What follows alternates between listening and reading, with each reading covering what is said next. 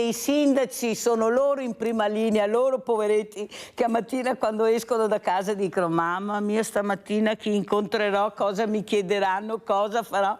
Poi magari guardano nelle loro tasche il bilancio che magari hanno in tasca e dicono mamma mia cosa dirò a tutte le persone che si avvicineranno questa mattina e che chiederanno magari delle volte anche solo un ascolto, quello che fanno i sindaci. E sapete perché la Mirella li invita? Beh, sono gli unici che mi fido, gli unici che parlano chiaro, che dicono quello che è, la situazione che stanno vivendo anche loro, e perciò noi dobbiamo essere vicini a queste figure e cercare di supportarli, non di veramente di calpestare anche i valori che sono gli unici che vi possono dare. Sapete che hanno la coperta, no? Corta, cortissima. E questo però non toglie che vi danno ancora l'ascolto. Qualcuno dirà, ma non tutti, Mirella, i sindaci, sai. Beh, il buono e il cattivo c'è dappertutto, sta a voi dopo decidere se continuare con quel sindaco o no, perché loro ci sono, perciò siete voi poi che decidete, visto che fin là abbiamo le preferenze, fin là ci arriviamo, dopo c'è un caos, ma fino là ci arriviamo. Allora vi presento subito 3 graditissimi sindaci, abbiamo Jessica Masini, sindaco di Condognè, abbiamo il dottor Leonio Mila, sindaco di Mansuè, e abbiamo anche Stefano Soldan, sindaco di Pieve di Soligo. 3 aree diverse politicamente parlando, però vanno d'accordo tra di loro. Qui a Sveglia Veneta poi va d'accordo tutti, nessuno litiga, anzi condividono spesso perché tutti hanno gli stessi problemi. Allora io inizierei proprio dal dottor Leonio Mila. Dottor Mila, allora io questa mattina ho letto che ci sono 3.000 persone diversamente giovani che aspettano di entrare in una struttura, in una RSA. Leggo anche che prossimamente su questi schermi non c'è nessuna costruzione per quanto riguarda queste strutture di RSA. Allora io mi domando, queste case di comunità volute dalla Regione per dare un servizio alle persone, non era il caso forse di fare meno case di comunità e più RSA? Visto che queste case di comunità alla fine sono vuote, perché mancano i medici, mancano gli infermieri.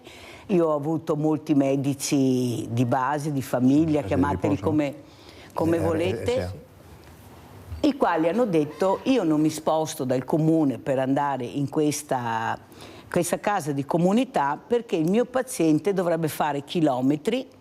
Ecco, dovrei spostarmi e non so ancora come va a finire perché non c'è quello che noi pensavamo ci fosse, il personale, tutta un'organizzazione, e perciò rimango come sono.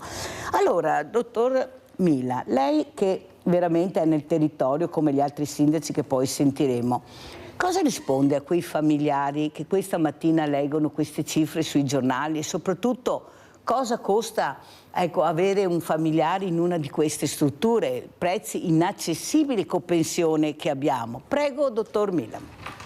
Allora, buongiorno a tutti. Ecco, prima di iniziare vorrei leggere 2 righe, posso? Madonna, sei qua apposta. No, di quello che è stata la mia vita negli ultimi 50 anni. Allora, è dall'età di 17 anni che servo lo Stato, dapprima nelle forze dell'ordine, come comandante dei carabinieri, poi come amministratore pubblico. Questo mi ha insegnato di essere sindaco di tutti. Non significa adoperare il potere che mi è stato dato per uso personalistico, per sistemare conti personali sospesi, avere riserve sulle persone, soddisfare esigenze personali, ma lavorare per costruire relazioni umane, sociali, con tutti e farlo con sentimento e passione. È quello che mi auspico anche dai colleghi della minoranza, che si faccia un'opposizione intelligente con una contrapposizione costruttiva per essere utile alla gestione democratica della nostra comunità. Alcuni anni addietro un leader politico mi sento solo in prestito alla politica, ebbe modo di dire: la politica non è un'avventura personale, ma un meraviglioso viaggio collettivo. È così che io intendo questo nobile servizio. Allora, durante la mia campagna elettorale ho messo al primo posto la realizzazione a Mansuè di una RSA, un posto bellissimo, perché, come che ha detto la buona Mirella, il sindaco quando va in piazza: sindaco, perché così, perché colà? Io a tutti ho sempre detto: vedrete che questa volta riuscirò a mettere in atto quello che voi mi continuate a chiedere. Perché mi, sindaco, voglio morire qua a Mansuè. Quando che esco da casa vado al bar, trovo il compagno di scuola. Ecco, meno di un mese fa ho già preso contatti, dico anche con il dottor Benazzi, che lo ringrazio, che è un uomo eccezionale, per la costruenda casa di riposo. Adesso sto solo aspettando che i sindaci, perché questo compete ai sindaci, che mi diano il nulla osta. Questo dovrebbe avvenire non appena la regione ha sistemato le ultime faccende. Penso che, così che mi ha detto la Presidente di Sindaco... Auguri ai figli maschi. Grazie. Penso che, come che mi ha detto la buona Paola Roma, che sicuramente per settembre mi dovrebbero dare il nulla osta. Il fatto è che abbiamo anche già i soldi, perché il proprietario del terreno la completerebbe, uso il condizionale che è sempre d'obbligo, dall'A alla Z. Purtroppo i tempi sono un po' lunghetti, ma penso che fra qualche anno, fra un anno, se tutto va bene, dovrei posare la prima pietra. Dico se tutto va bene, però ecco, purtroppo c'è un sistema burocratico molto perché se a me mi dicessero: sindaco, inizia a farla subito, io comincerei domani. Devo aspettare purtroppo le lungaggini. Scusi, guardi che siamo in campagna elettorale, lo dico piano, sindaco, guardi che siamo in campagna elettorale e mi sa che il prossimo anno la prima pietra faccia fatica a metterla. Io lo dico alla Mirella sottovoce, lo dico, sindaco, lo dico sottovoce però, perché sennò mi dicono che sono sempre quella che vede nero, ma siccome vedo nero, e ci sono le elezioni, e con le elezioni si è bloccato tutto perché io non riesco a gestire niente. Sì. Allora io le auguri, ho detto ai figli maschi. Aspetti, sindaco, sentiamo anche gli altri. Andiamo da Soldan e dopo vi spiegherò perché tengo ferma la sindaca di Codognan.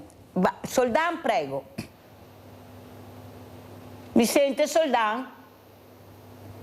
Il signor Sincope, quello che sentivo. Sì, prego, sindaco. Voi mi sentite? Sì, adesso sì. Ciao. Sì, grazie dell'invito. Ciao colleghi sindaci, buongiorno a tutti. No, il tema è un tema molto scottante, molto importante, quello delle RSA, soprattutto della possibilità di dare nuovi spazi, creare nuove strutture. Sappiamo tutti che questo è molto complesso, soprattutto il ruolo della regione, la spesa sanitaria che ne deriva sono dei costi importanti, quindi si richiede veramente un passaggio anche epocale se si immagina di dover dare risposta ai numeri di cui parlava lei, Mirella. Noi abbiamo una popolazione che invecchierà sempre di più, con le difficoltà che ben conosciamo poi di riuscire a offrire dei servizi alla persona a casa quando i nuclei familiari devono andare comunque al lavoro, ma hanno magari delle persone invalide o inferme a casa, per cui il ruolo fondamentale delle case di riposo, che sono con gli operatori delle persone straordinarie, è un ruolo che va sicuramente valorizzato e potenziato. Il come diventa appunto complesso, perché in termini economici la destinazione che da un lato i privati ma dall'altro il pubblico deve fare vuol dire immaginare comunque un sostegno importantissimo e quindi rivedere anche i bilanci di una regione florida come la nostra. Ecco, io mi fermerei qui in questo momento. Grazie Sindaco Soldán, perché giustamente bisogna fermarsi a un certo punto, perché le risposte non le avete, non c'è niente da fare, i soldi non li avete, il progetto c'è, ma bisognerà vedere, proprio come ha detto lei, Sindaco Milan, quando la burocrazia riuscirà a farla partire, perché questo è il grande problema, quando non vuoi fare qualcosa metti davanti la burocrazia. Il privato ci metterà anche i soldi, devo solo attendere la burocrazia. Appunto, ed è la cosa più difficile. Allora, perché ho tenuto ferma la sindaca di Codogné, Jessica Masini? Perché io sarei stanca di dividere tra uomini e donne. Cioè, prima parla la donna, perché bisogna dare precedenza alla donna, dopo parla l'uomo, oppure parla... Io direi di parlare di persone, è un pezzo che dico questo, perché noi continuiamo a dividere. Invece di parlare di persone, parliamo figura maschile, figura femminile, bambino, bambine. Invece dobbiamo capire che sono delle persone che fanno lo stesso lavoro, magari anche in paesi diversi, in città diverse, ma che hanno tutti gli stessi problemi. Allora non è una questione, ma la donna è più sensibile, ma l'uomo capisce meno, si organizza... Oddio, è anche vero, tra virgolette lo dice Mirella, questo lo dico io. Però questa mattina io vorrei parlare con delle persone che sono veramente a capo di una amministrazione molto complessa, perché vi hanno dato una patata bollentissima, siete responsabili della salute dei cittadini, avete tutte le cose più onerose da risolvere e vi danno una coperta cortissima, sia come stipendio, a parte che qualche raro caso, che semmai i sindaci che hanno 3 poltrone, ma non importa, però voi dovete dare risposte. Ma quello che giustamente diceva Mila, sindaca Masini, è che quando voi uscite di casa trovate le persone, sono persone che vi hanno a letto, sono persone che pongono molta fiducia in questa figura, guarda, io vedo, c'è il sindaco Mirella, guarda il sindaco, e dico, va a aiutarlo, no, o disturbo, va a aiutarlo che si ferma, è l'unico che si ferma, l'unico, i dati che tutti al telefono in qua, se no dice nessuno da che altra parte, però i telefoni, come dire, non disturbarmi perché sono impegnato, però sono pagati da noi questi altolocati. Allora sindaco, lei quando esce di casa, qual è la cosa che la preoccupa di più? Perché i problemi, come abbiamo sentito, sono quelli, non ce ne sono altri, quelli sono. Cos'è che veramente vorrebbe fare e non può fare, vorrebbe dire, ma mi fermo qua, come ha detto il sindaco Soldán. Prego, sindaca. Allora, pensavo in realtà, Mirella, che mi avessi tenuta per ultima, perché io a Codogné ho in realizzazione una casa della comunità e anche una RSA, e quindi insomma l'argomento ne parliamo adesso. È toccato. Però ti rispondo prima la prima parte, e devo dire che quando mi sveglio la mattina dico chissà oggi che problemi dovrò affrontare, e magari mi chiedono dei soldi che non ho. Questa è sempre la prima cosa che pensa un sindaco, penso tutti quando si svegliano la mattina, perché poi effettivamente uno dei problemi è questo.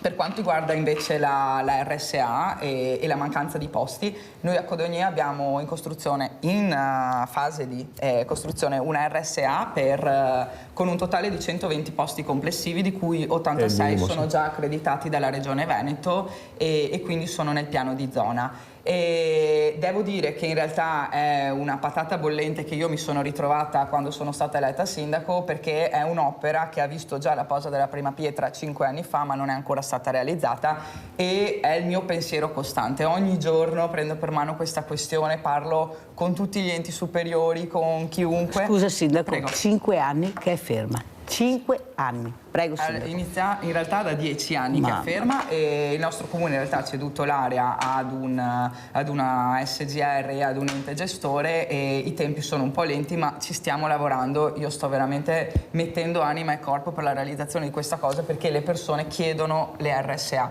C'è la necessità, ho avuto un'esperienza in realtà anche pochi anni fa con mia nonna che aveva bisogno quindi l'ho vissuta anche in famiglia, no? Questa necessità, ma al di là di quello che ho vissuto io, che mi aiuta a comprendere, spesso le persone mi vengono a dire: io ho un anziano in casa, non riesco più a gestirlo e non so dove metterlo.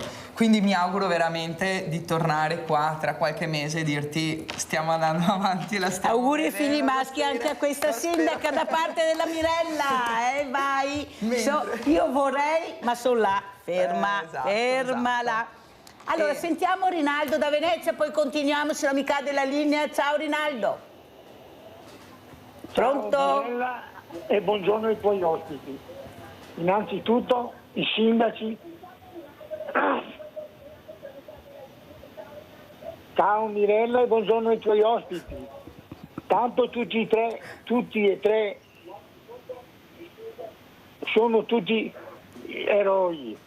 In più Milan è anche il marchio di qualità perché sta carabinieri, dunque è la qualità che è perfetta. E dopo ora dire io li poveretti, mette tutto è buona volontà per fare le robe, ma uno che ha tanti anni, che aspetta una roba, che gli dà fra 4-5 anni, e fa ora morire.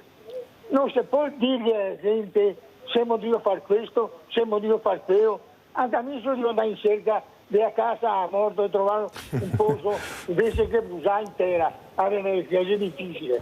Ma voglio dire che è buona volontà che c'è, e anche l'idea, ma non avete i mezzi.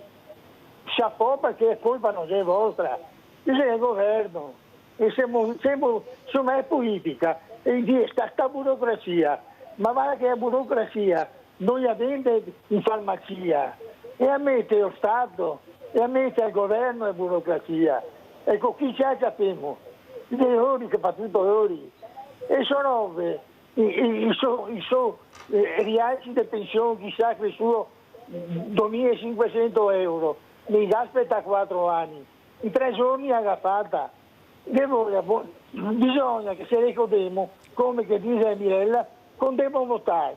Tutta questa gentaglia che penso che un ministro è fino al portaborse fanno fare fatica. Al portaborse di un ministro cappa 2.000 euro al mese, e è una vergogna, non puoi portarci a euro la borsa.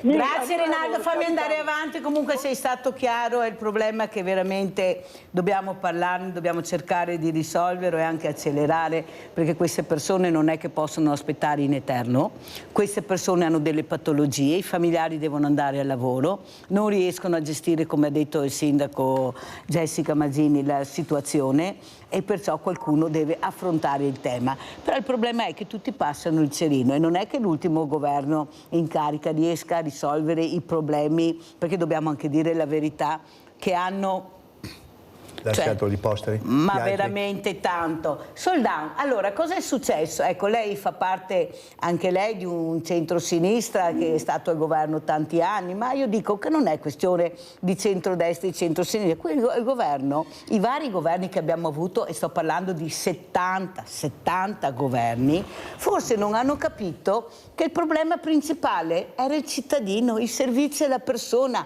Cosa serve al mio territorio? Sai, l'altro giorno ho detto, ma chi se ne frega dei soldi della guerra, delle armi? Ci sono, perfetto, giustamente c'è la sicurezza del paese, ma sono due cose completamente diverse, Soldan. La sicurezza del paese e i bisogni del paese. Non possono mettere tutto su un caglierone e dire questi sono i soldi che dobbiamo per la sicurezza. I soldi per il paese, per il territorio dove sono? Però per le grandi opere i soldi si trovano. I fondi del PNRR che erano destinati al terzo settore sono stati deviati. Questa è la verità che nessuno dice, lo dice la Mirella. Sono stati deviati per cose che non servivano. Però siccome tu portavi avanti questi progetti fatti di cemento, il cemento costa, si realizza, poi e vinci e porti a termine il progetto e lo realizzi. E dopo?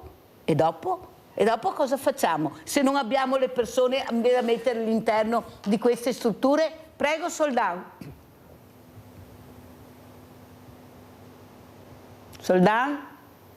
Sì, il tema è anche questo è molto complesso, perché noi passiamo dall'essere dei sindaci che ogni giorno, come diceva la collega, siamo chiamati a dare 1000 risposte su 1000 temi diversi con delle risorse che sono limitate. Ovviamente noi abbiamo degli impegni che sono quelli del programma elettorale che ogni sindaco col proprio gruppo, col proprio consiglio si è preso nei confronti della comunità che amministra, e quindi quando scrive e sottoscrive quel documento si impegna con le risorse che ha a disposizione di realizzare le opere. È chiaro che siamo in uno stato molto particolare in cui le regole cambiano molto spesso, e nel cambiare le regole cambiano anche le dinamiche di attuazione delle opere. Prima la collega parlava di 10 anni per la costruzione della casa di riposo. Ecco, questi incidenti in Italia capitano spesso, capitano anche in un territorio florido, ricco e ben amministrato come il nostro, che sa dare prova di spendere bene le poche risorse che esistono.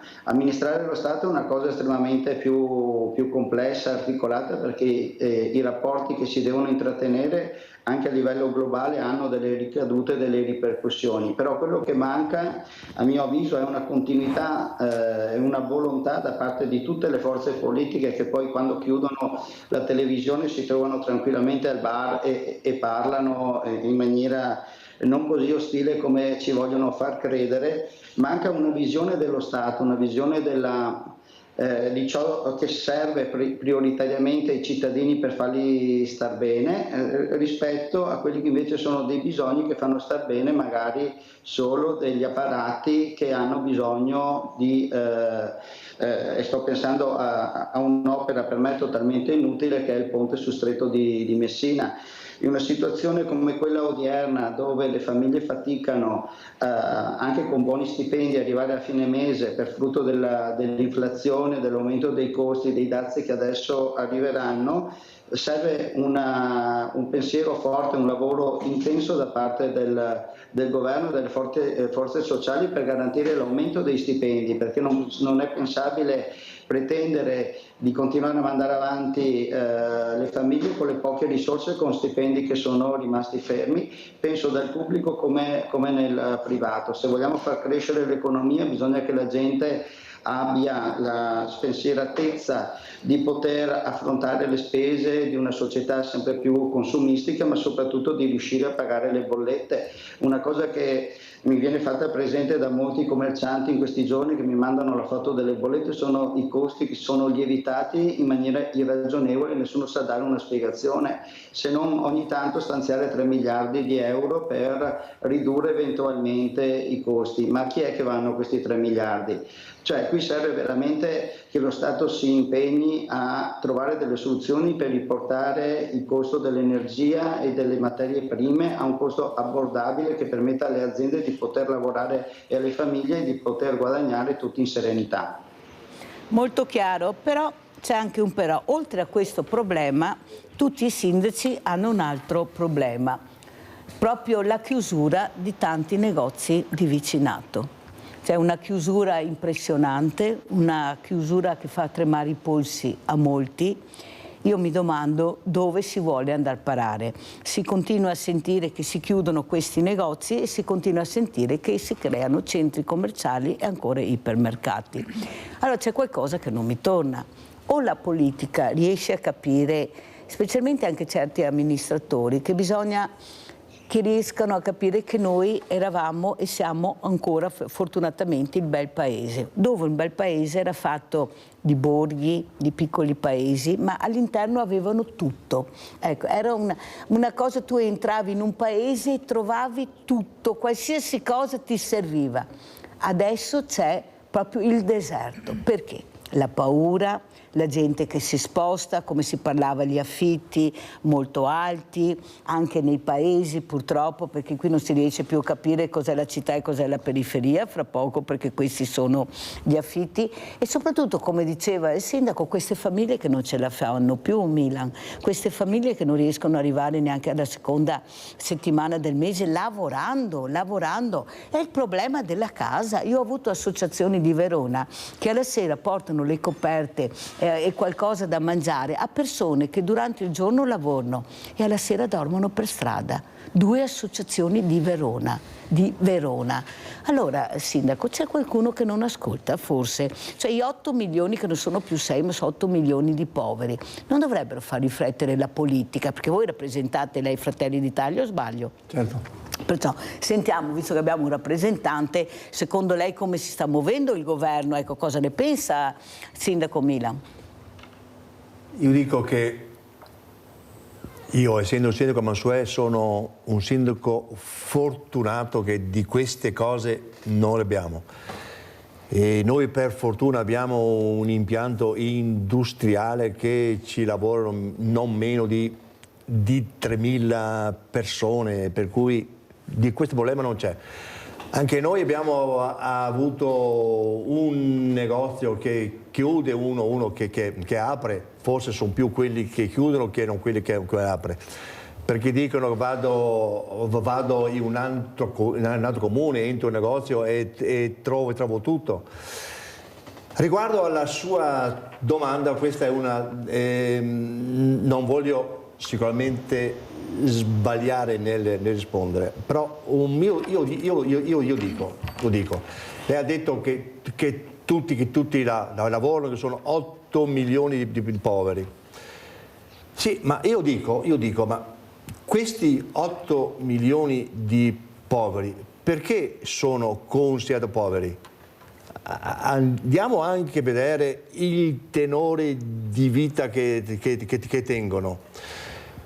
Parlando qualche settimana fa con il responsabile della CISL di Mestre, è uscito e dice: caro sindaco, sì, oggi vado da un giovane e gli dico: senti, vieni a lavorare di sabato che ti pago il doppio. No, io di sabato ho bisogno di svago. Sempre rispettando gli 8 milioni di poveri, io penso vanno sicuramente aiutati, ma vanno anche aiutati come gestire la loro vita, come si affrontano i problemi di tutti i giorni. Certamente che lo Stato sicuramente deve dare un qualcosa a questa gente.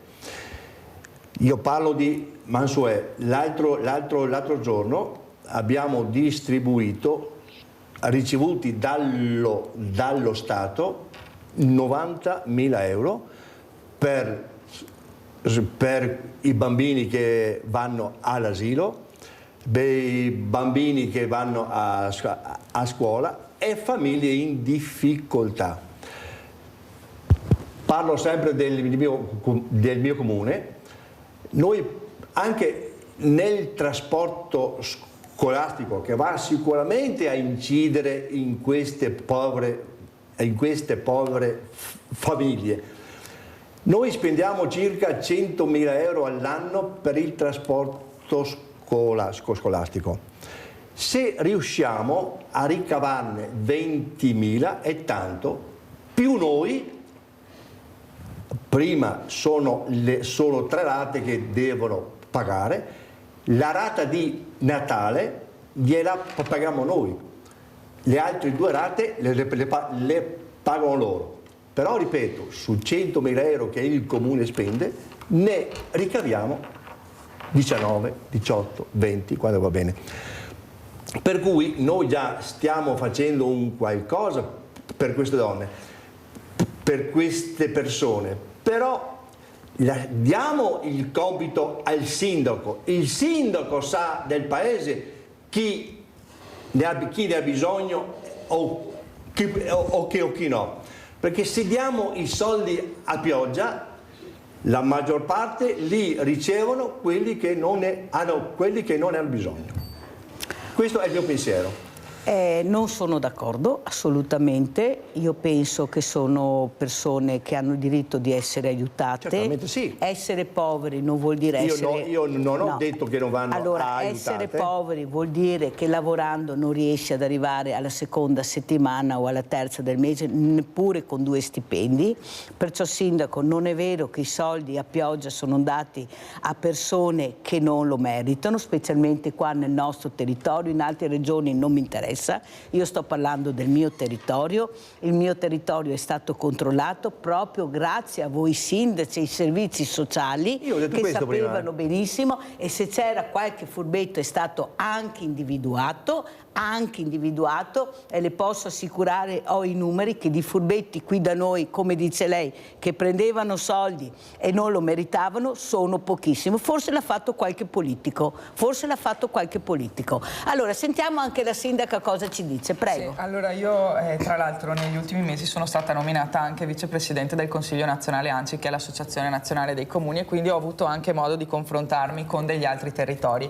Effettivamente noi qui a volte sentiamo un po' meno, sentiamo tra virgolette, nel senso magari percepiamo meno, ci sentiamo ancora in un territorio fortunato se ci confrontiamo ad altri territori d'Italia. Non per questo però la povertà non esiste all'interno dei comuni, purtroppo lo vediamo spesso. Tutti hanno i banchi solidari. Esatto, farei una distinzione. Prima il sindaco di Mansuè ha detto che ci sono dei giovani che non vogliono lavorare. Ecco, in questo effettivamente farei questa distinzione, perché parlo con tante aziende, ma anche noi comuni facciamo fatica ad assumere del personale, perché le fasce di età giovane sempre più faticano a volersi impegnare e a voler lavorare magari nel weekend, e quindi rinunciano. Spesso mi chiedo anche che cosa facciano queste fasce di età, e così incrociando qualche dato sembra che magari si facciano ancora mantenere dai genitori, però rischiando poi di aumentare il livello di povertà nei prossimi anni. Chiaramente esiste invece una grande fascia di povertà che, se continuiamo con questi aumenti di prezzi, penso che diventeranno anche le famiglie normali,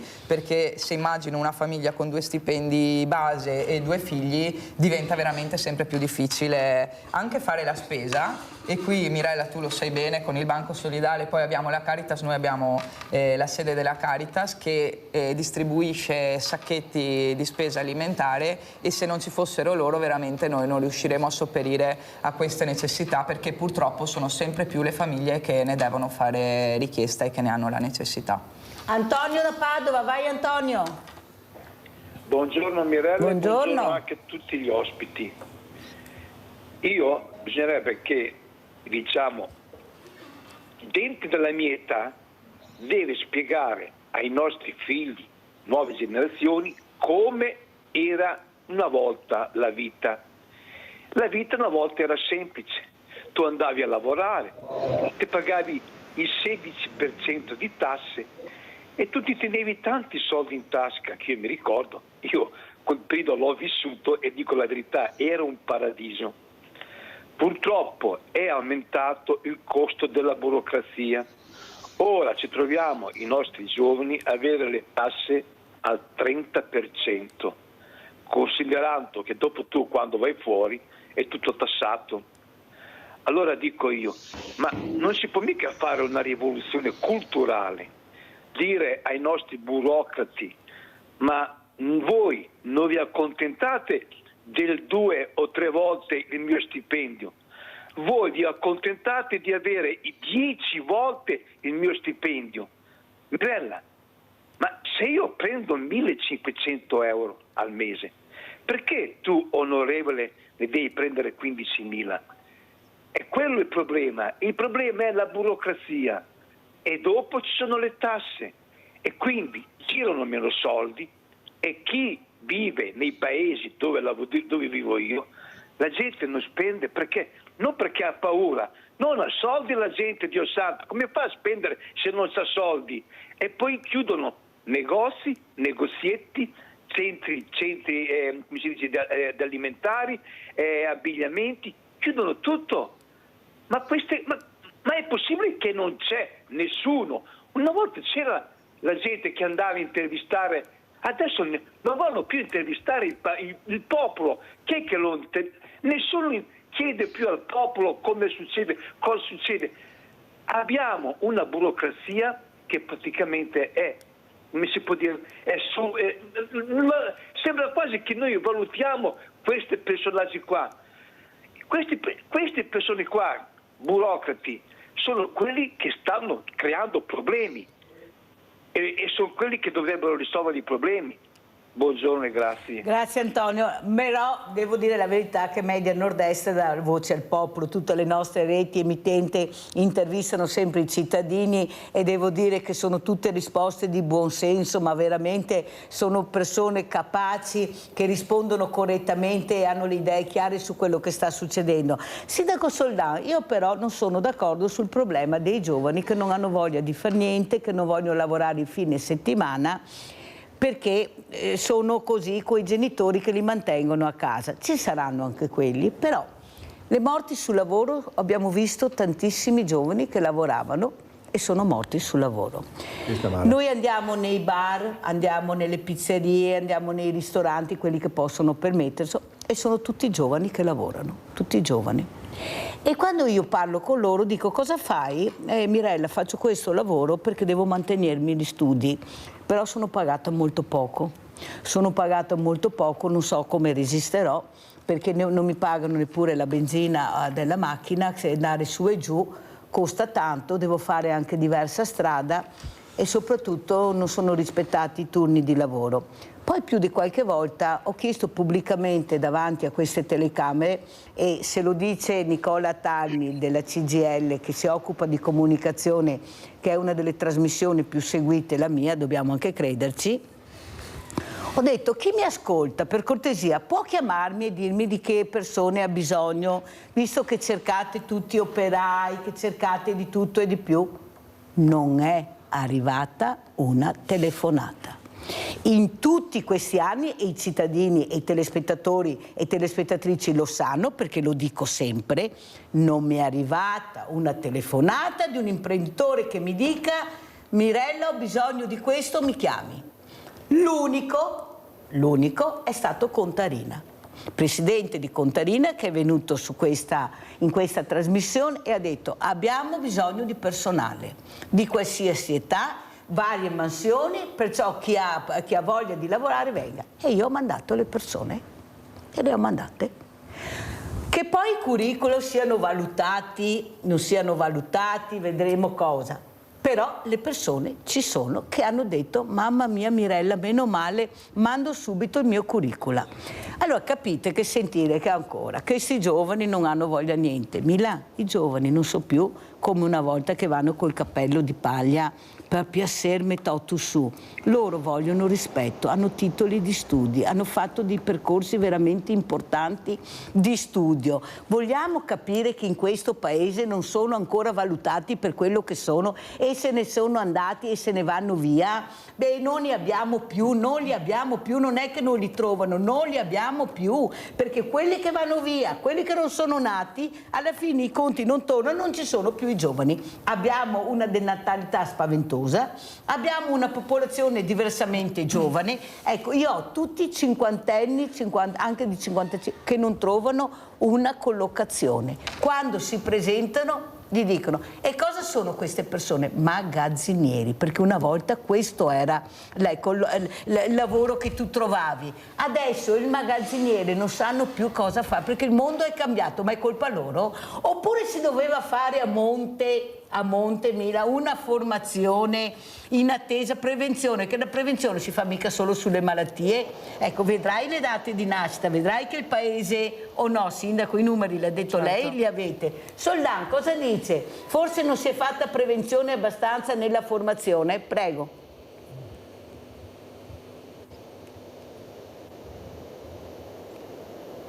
No, io credo che la formazione che viene data ai nostri giovani, tant'è vero che i nostri giovani sono molto ambiti all'estero e se ne vanno, quindi vuol dire che il sistema scolastico ha ancora tenuto e tiene bene, sta formando delle persone che trovano occupazione veramente in posti anche di prestigio in giro per l'Europa, in giro per il mondo. Tanti giovani anche del nostro paese, di Pieve di Soligo, hanno questa fortuna, appena laureati vanno a lavorare all'estero. Quello che manca forse è il collegamento tra il nostro tessuto industriale, imprenditoriale rispetto alle università, nell'andare alla ricerca e pagare il prezzo corretto delle professionalità che riescono poi all'estero a creare brevetti, sviluppo e quant'altro. Per noi quindi è una grande soddisfazione vedere che l'intelligenza, la capacità di quei giovani che studiano e costruiscono qualcosa di fuori porta questo il Made in Italy anche appunto all'esterno del nostro territorio. Però è certo che il nostro territorio dal punto di vista interno si sta depauperando di queste intelligenze, si sta depauperando di una forza lavoro che anche per un sistema diciamo di comodità non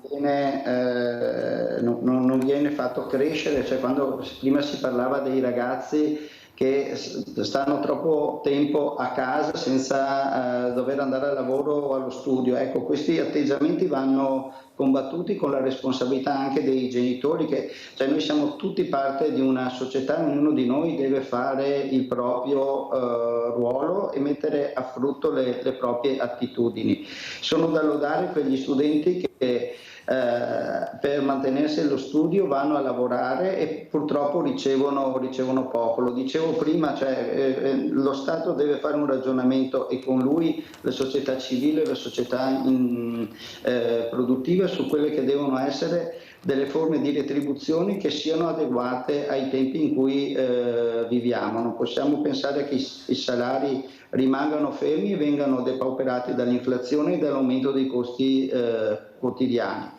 Se mi permette tornare un attimo sul Fermo però Sindaco, perché abbiamo un'altra telefonata, poi sa come funziona, ecco, abbiamo Lorenza da Mestre e poi continuiamo Sindaco. Vai Lorenza. Buongiorno Mirella. Buongiorno. Senta, volevo un attimino collegarmi al discorso dei negozi, che chiaramente c'è un disastro anche qui nella terraferma di Venezia e Mestre, no? Però io noto che molti italiani chiudono perché sono costretti a chiudere, e poi volevo un attimino qual è la prassi, perché ho notato diciamo le comunità bengalesi, marocchine eccetera, che aprono in continuazione. Qual è la prassi per l'autorizzazione di questi diciamo ragazzi della nuova generazione eccetera, per avere l'autorizzazione di aprire negozi? Come mai che gli italiani sono costretti a chiudere e aprono le altre comunità? Non sto dicendo un discorso razzista, perché io ho lavorato in mezzo a loro, però mi rendo conto che gli italiani sono in grosse difficoltà, tanto più anche il consumatore. Io ho notato in alcuni supermercati, perché sono in pensione, per cui ho anche un'idea della situazione. E io quando sono andata in pensione ci ho rimesso ad andare in pensione, se sapevo continuavo a lavorare a 80 anni. Cioè, voglio dire, come mai questo sgradimento? Cioè, io ho lavorato 42 anni, Mirella, non un giorno. Sì. Allora cara Lorenza, ti ringrazio, abbiamo perso Soldan al momento col collegamento, allora andiamo in pubblicità.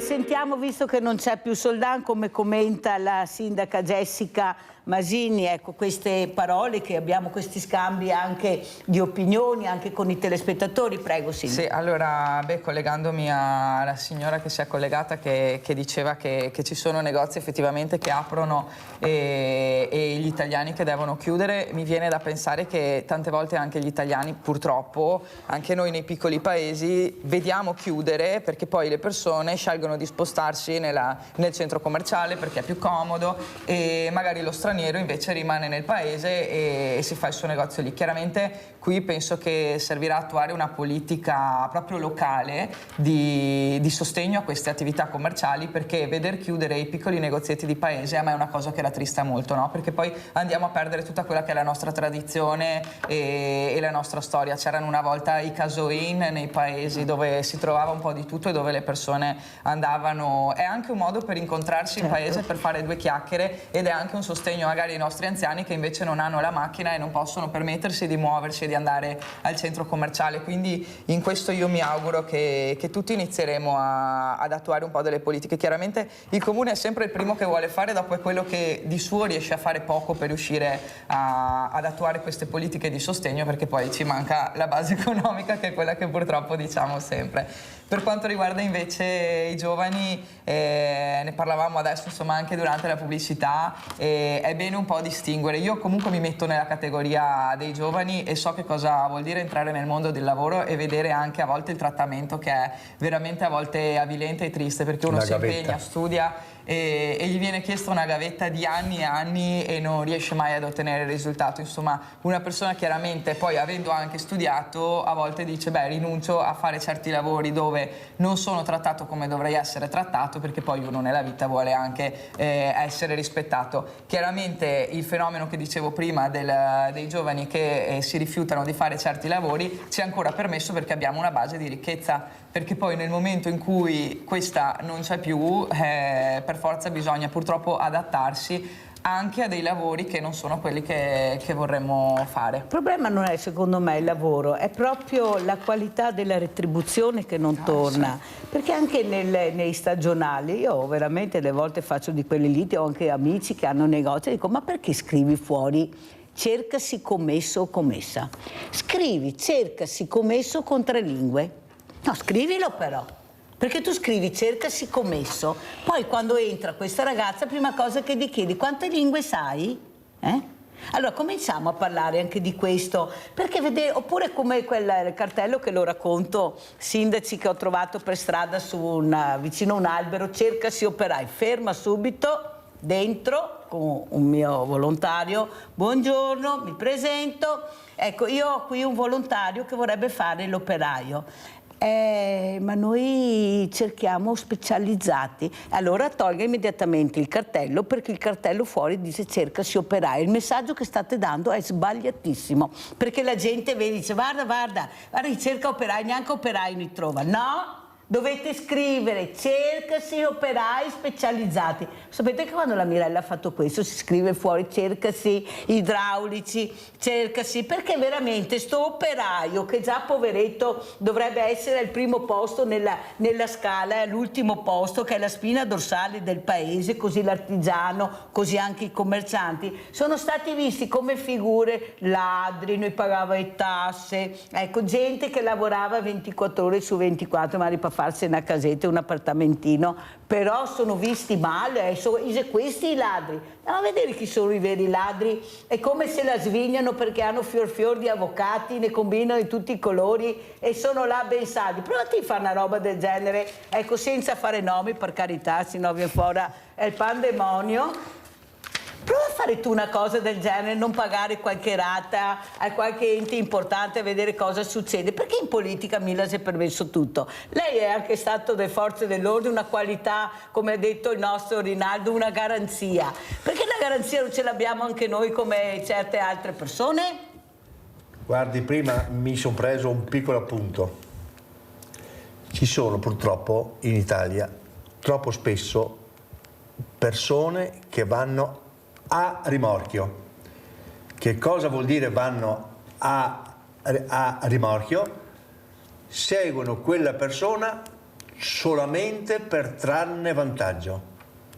Invece noi questo lo dobbiamo rompere. Se tu fai una cosa devi essere in grado di farla bene. Non voglio persone a rimorchio che mi dicono a me, sindaco bravo, solamente per ottenere questo. Capita. Spessissimo.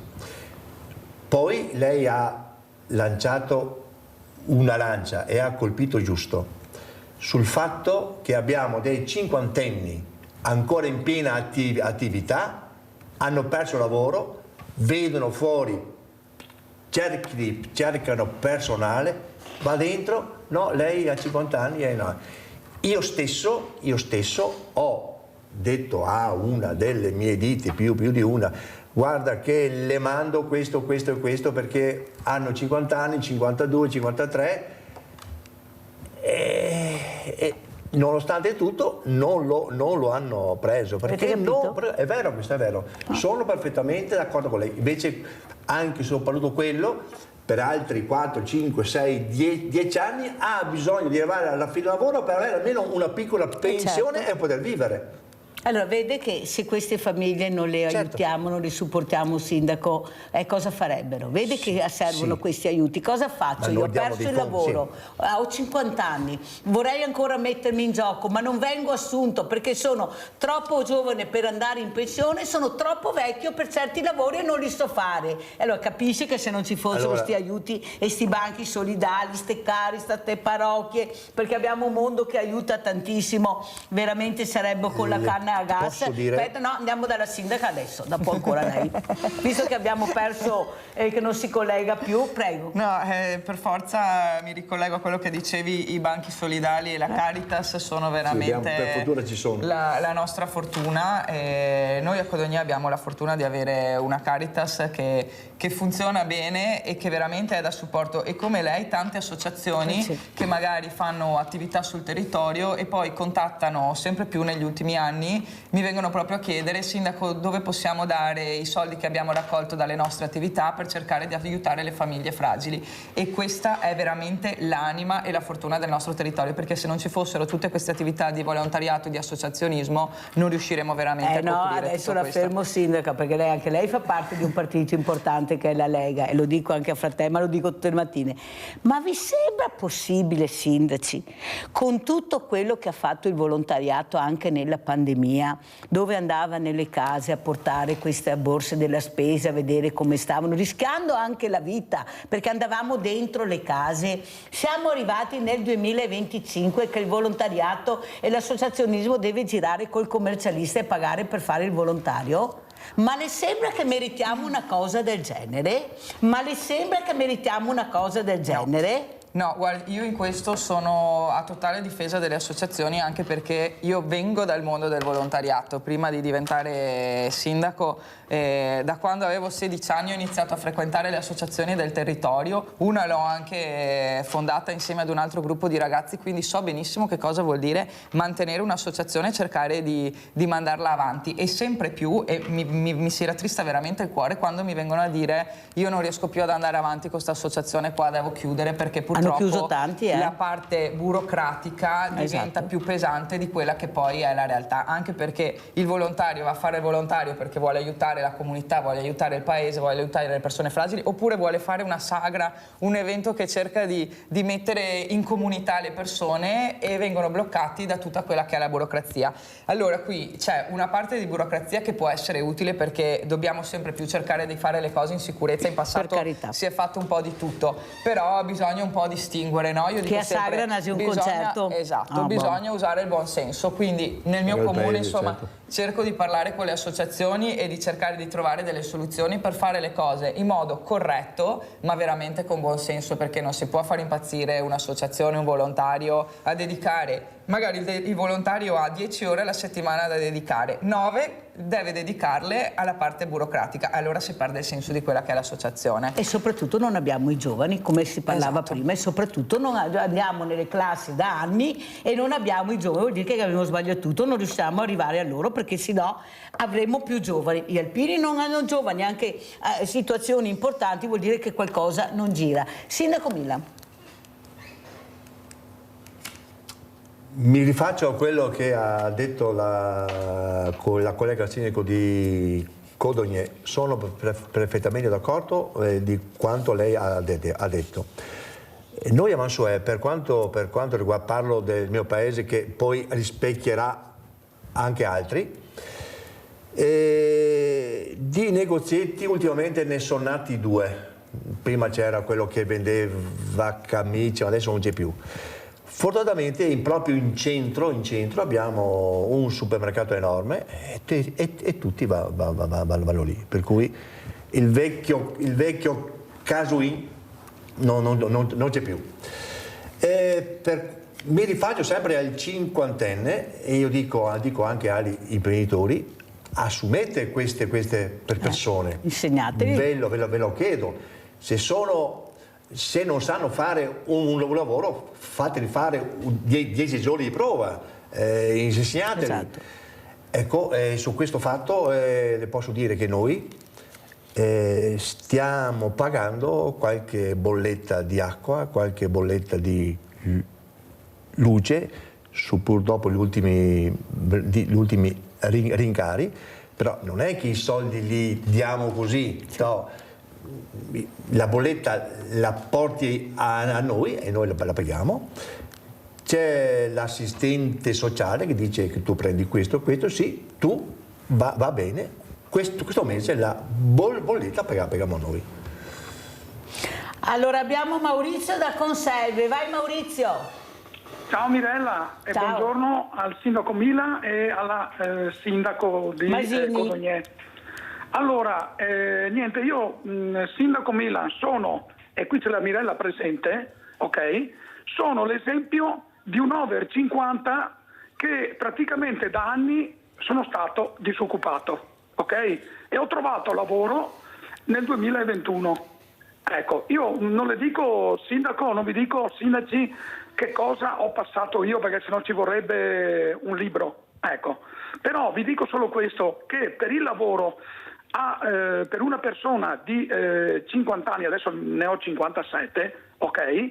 Ecco, non le dico il calvario che ho subito. Allora, tu eri iscritto sì ai centri per l'impiego, ti mandavano anche a fare che ne so, ospitate al coso, come si chiama, al lavoro, all'infolavoro nei vari centri per l'impiego di Padova, eccetera, però alla fine, gira che ti rigira, per i cinquantenni non trovavano nulla, promesse questo e quell'altro. Alla fine, sindaci, io mi sono adattato perché ho trovato un lavoro nel 2021, come vi ripeto, come pulizie. Io in quel settore non ho mai lavorato, nel settore delle pulizie, però mi sono adattato e tuttora mi trovo bene, ho una ditta che mi rispetta, colleghi che se ho bisogno, mi trovo in difficoltà, mi aiutano, quindi la mia vita è cambiata. C'è la Mirella presente che naturalmente qualcosa può dire da parte sua, ecco. E poi tutto il resto, quello che ho subito. Grazie Maurizio, fammi andare avanti perché ho già gli ospiti che aspettano fuori. Grazie, sei stato molto chiaro, questo è un esempio. Ho cercato anche di aiutare Maurizio perché era in condizioni pietose, come ha detto lei. Maurizio ha imparato un altro lavoro perché lui aveva voglia di lavorare, voleva la sua dignità e la trovi nel lavoro, qualunque lavoro, perché lui si adattava a qualunque lavoro. Finalmente siamo riusciti, e fortunatamente per questo uomo, a trovare un po' di dignità. Allora, come ci saluta Sindaco Mila e poi sentiamo anche la Sindaca Masini, ma il tempo è terminato, che messaggio vuole lasciare? Dobbiamo abolire tutta la burocrazia inutile. Questo è molto importante. I sindaci sono appassionati, vogliono bene al loro comune, molte volte la burocrazia li blocca. Purtroppo. Purtroppo. Sentiamo la Sindaca Masini con quale messaggio ci lascia. Vediamo anche la locandina, così la facciamo vedere anche al Sindaco Mila. La Sindaca Masini la conosce, la locandina del villaggio delle associazioni del 13. Eccolo qua, Sindaco Mila, che così lo vede anche lei, poi glielo manderò, per cercare di capire cosa sta succedendo anche nel mondo del volontariato, che siamo disuniti e non abbiamo giovani. Prego. Chiuderei proprio con un ringraziamento a te, Mirella. Dopo questo ultimo intervento che abbiamo sentito, sei sempre sul territorio, insomma sei la voce anche un po' del popolo, ma anche di tutte le associazioni. Quando mi è arrivata la locandina dell'evento, proprio sorriso pensando a quanto cuore ci avrei messo per realizzare tutto questo, quindi veramente un ringraziamento a te per tutto quello che fai e anche per dar voce a tutte queste problematiche di cui è sempre un piacere discutere, perché sono anche sempre poi spunti di riflessione per provare a fare meglio. Grazie a questi sindaci, saluto anche Soldan che ha perso la linea. Capite che mi collego con l'Australia, con l'Africa, non riesco a collegarmi con Pieve dei Soigo, no, tanto per farvi capire come che siamo ciapai. Grazie pubblicità. Grazie.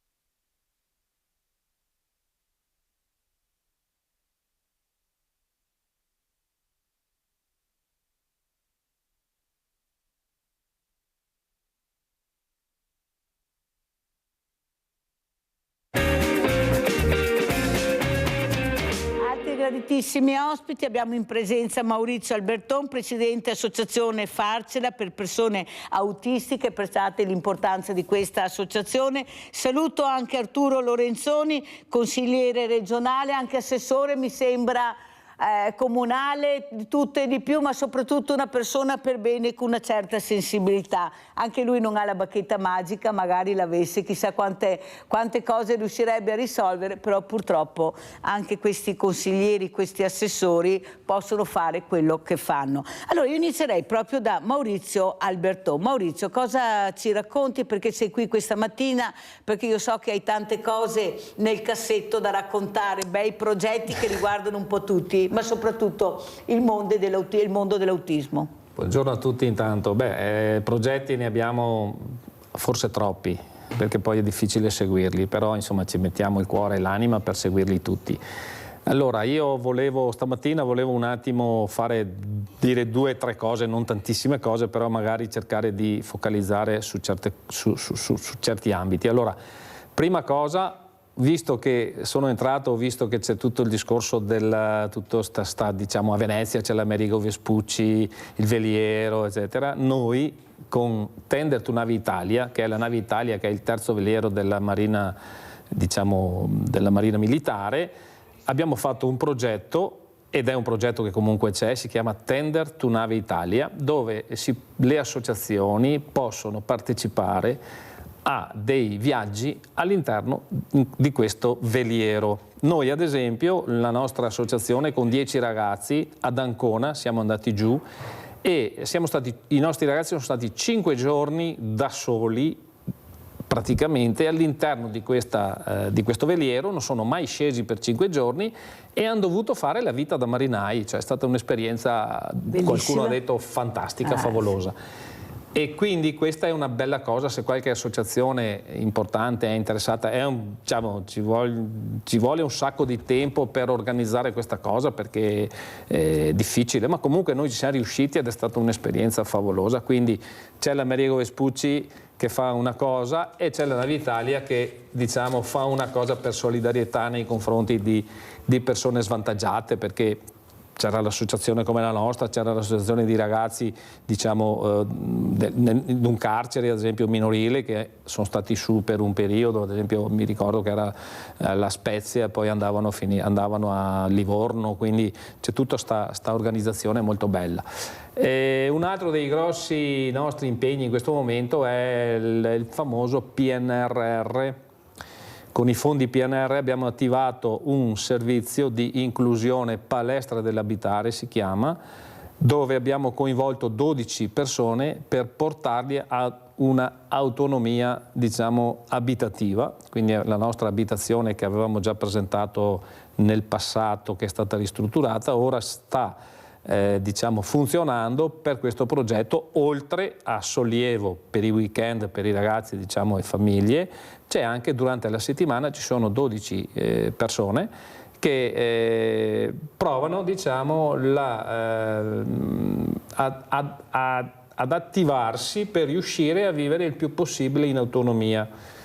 Quindi dormono là, vanno al lavoro, chi va nei centri eccetera, si spostano lì, abbiamo fatto anche, diciamo, il progetto per portarli a andare da soli, prendere i mezzi pubblici eccetera, rientrano il pomeriggio o la sera, rimangono lì, si fanno da mangiare, devono pulire la casa, mantenere in ordine e tutto questo. Devono diventare un po' autonomi, diciamo, che è quello il segreto fondamentale per la dignità di queste persone. Diciamo che questo fondo PNRR, che secondo il mio punto di vista è stato, diciamo, una bella cosa, soprattutto in questo ambito, però siamo un po', diciamo, come si può dire, un po' delusi dal fatto che non vengono rispettati i tempi perché noi abbiamo messo in piedi un po' di cosa, ci stiamo anche un po' dissanguando, tra virgolette, mettendo fondi per riuscire a compensare, che non ci arrivano.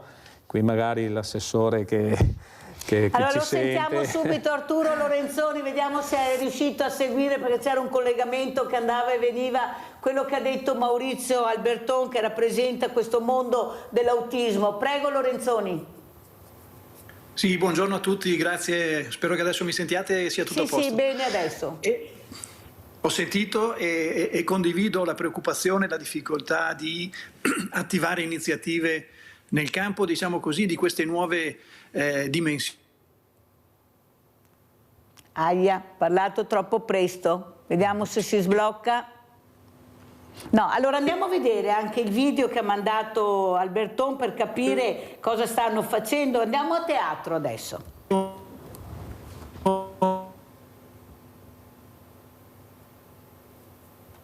Allora vediamo il video a teatro.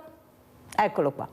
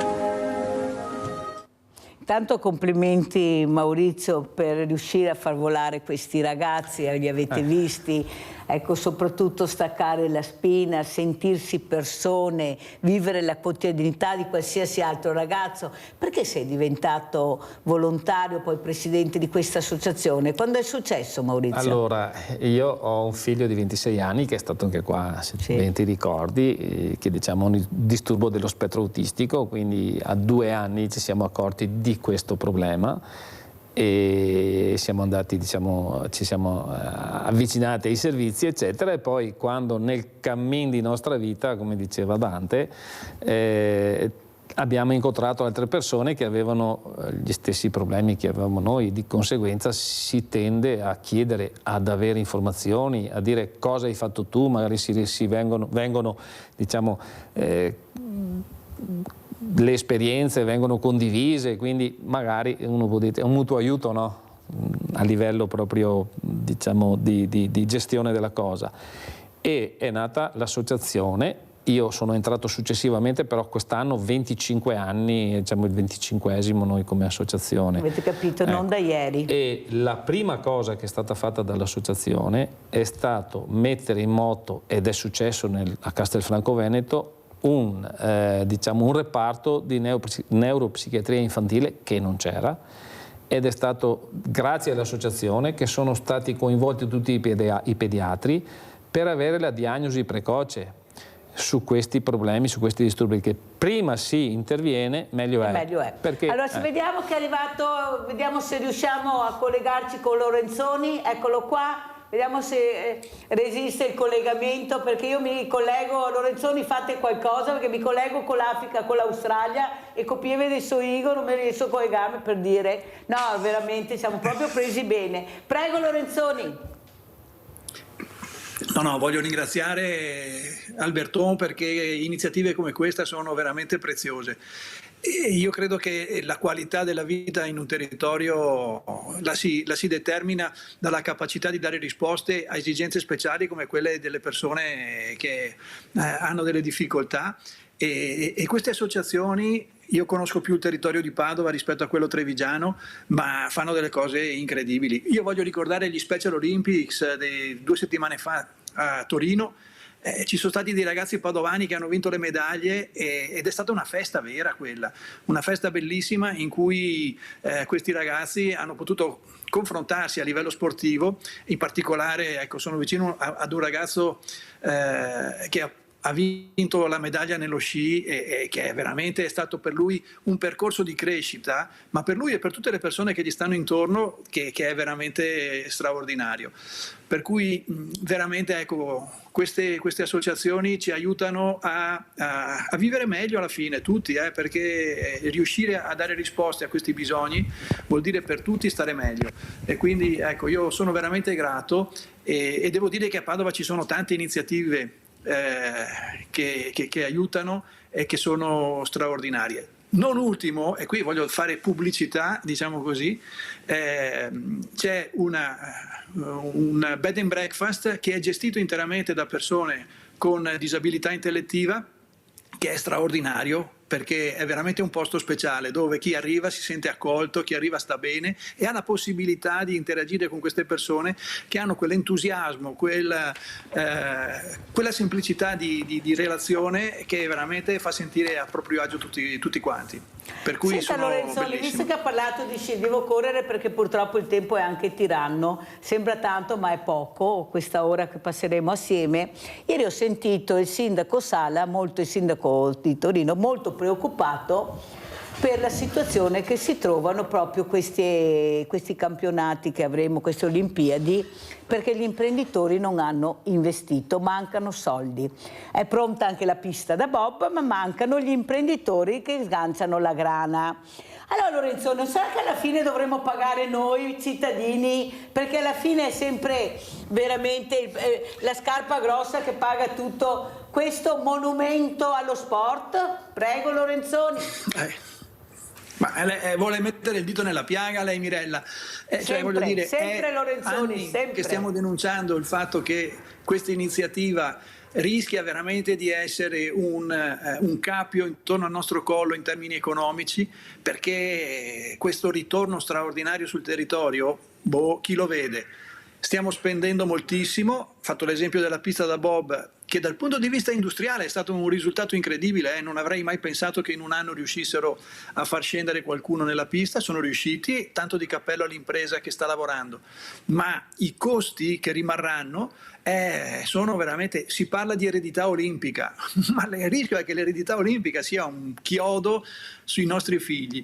E quindi ecco, io mi auguro che il mondo dell'impresa riesca a mobilitarsi e a sponsorizzare, è che evidentemente le valutazioni che stanno facendo le imprese private è che il ritorno che possono avere in termini di visibilità andando a finanziare queste opere non è tale da giustificarlo. Non è che hanno anche paura, Lorenzoni, visto anche che adesso col presidente Trump, ecco, con questi dazi che stanno arrivando, c'è anche la paura di imprenditore. Siccome l'imprenditore è uno che sa cosa vuol dire investire e quando investe cerca di sbagliare il meno possibile, cioè non è che ci sia tanta volontà, visto anche che adesso anche le imprese devono farsi anche un'assicurazione per le grandi calamità, perché mettiamo tutto, perché se ne parla poco ma sono dei costi importanti. Non è che ci sia tutta questa voglia di investire su una cosa che, come dice lei Lorenzoni, chissà come andrà a finire e se i numeri che hanno dato fin dall'inizio saranno numeri veri, perché io capisco che ci sarà anche chi va a Cortina a 1.000 euro al giorno, e voglio dirlo a molti telespettatori, non sono invidiosa, non me ne può fregare di meno, ci mancherebbe, però abbiamo anche delle realtà lavorative che sono veramente in forte difficoltà e soprattutto a fare anche queste grandi opere. Guardate che c'è tutto personale extracomunitario, se qualcuno non ve lo dice, ve lo dice la Mirella, che sono andati a prendere, visto che nessuno li vuole, però quando serve il lavoro, vediamo chi lavora, o sbaglio Alberton? L'importante è che poi ci sia la neve là per riuscire a recuperare ma tanto quella la mettono artificiale, non c'è problema. Non è la stessa cosa, non è la stessa cosa, quindi lì comanda anche un po', diciamo, il meteo, perché per investire in quelle cose appunto bisogna che poi ci sia anche un ritorno economico, che è quello di avere un giro di persone, ma mi sembra che ultimamente anche a livello di neve ci siamo sempre un po' più scarsi rispetto agli anni passati. Come vedi, Maurizio, proprio da uomo, da rappresentante di associazioni di volontariato, queste opere anche importanti, come dice Lorenzoni? Io ci credevo, Lorenzoni, perché andiamo nella Luna, pensa se mi spaventava la pista da bob con la tecnologia che abbiamo, io ero sicura che ce la farebbero, sono altre le cose che mi preoccupano, non di sicuro che non sarebbero riusciti a farla, io ci avrei scommesso su questo, però ecco, da uomo, ecco, con problemi veramente quotidiani che viviamo, come vedi queste grandi opere, Alberto? Onestamente non ho un'idea precisa, però diciamo che certe opere forse potrebbero essere fatte in maniera magari più, visto che ci sono già tante cose, utilizzare quelle esistenti. È chiaro che poi se è stato fatto questo, diciamo, partecipato al bando per organizzare i giochi olimpici invernali, poi bisogna comunque fare quello che viene chiesto, perché non si può. Quindi è già stato presentato molto tempo fa, è stato vittoria per avere, diciamo, essere stati designati per organizzare i giochi olimpici, però dall'altra parte bisogna poi sapere che bisogna mettere anche tutto il resto, cioè se facciamo le Olimpiadi a Roma dovremo avere le strutture per accogliere i tifosi, per accogliere gli atleti eccetera, e i campi. E diversamente agili anche, perché abbiamo anche questo mondo. Noi ad esempio come Special Olympics abbiamo la squadretta di basket che facciamo il torneo nord-est, ad esempio, come... Perciò ci vogliono alberghi, ci vogliono situazioni sì, anche... Diciamo che noi siamo una piccola realtà, però creare, diciamo, una cosa internazionale, mondiale come i Giochi Olimpici, è chiaro che tu devi vincere, presentare la tua candidatura, vieni scelto, ok, però poi devi fare le opere, quindi non è che le opere le dobbiamo fare perché ci siamo inventati, è quando è stato deciso di partecipare a questi Giochi Olimpici, di organizzarli, che si sapeva che bisognava fare queste cose, non è che sono venute fuori ieri, quindi adesso io non mi ricordo quando era stato deciso e come era stato deciso, però il sindaco di Milano, c'era lui mi sembra, quindi ha partecipato alla candidatura e tutti gli altri, quindi adesso però bisogna portare avanti sta cosa. È giusto o sbagliato non lo so, però... Allora ritornato Lorenzoni, vediamo se riusciamo a fare questa trasmissione, prego Lorenzoni. No, sono d'accordo, ecco, sulla criticità di queste grandi opere. Mi fa piacere, Mirella, che lei abbia fiducia che si possa fare qualsiasi cosa. È vero, si può fare qualsiasi cosa, però se guardo alle opere pubbliche nella nostra regione, voglio dire, guardi la Pedemontana Veneta, ci ha messo quasi il doppio del tempo stimato per essere realizzata, con dei costi che sono diventati veramente enormi per i cittadini del Veneto, e lì si è aperto un debito che quest'anno riusciremo a gestire, saranno circa 80 milioni di euro di debito, ma l'aspettativa è che il prossimo anno siano di più e così anche negli anni a seguire. Voglio dire, queste grandi opere che quando si concepiscono sono interessanti, poi alla prova dei fatti spesso si rivelano dei grandi buchi dal punto di vista finanziario, e mi dispiace dirlo, ma chi la pagherà la Pedemontana Veneta? Gli italiani? Difficile che gli italiani se lo accollino, mi sa che rimarrà sui veneti questa pesante eredità di quest'opera. Vede Lorenzoni, il problema che le opere non è che ce l'ho con le opere pubbliche, con queste mega opere.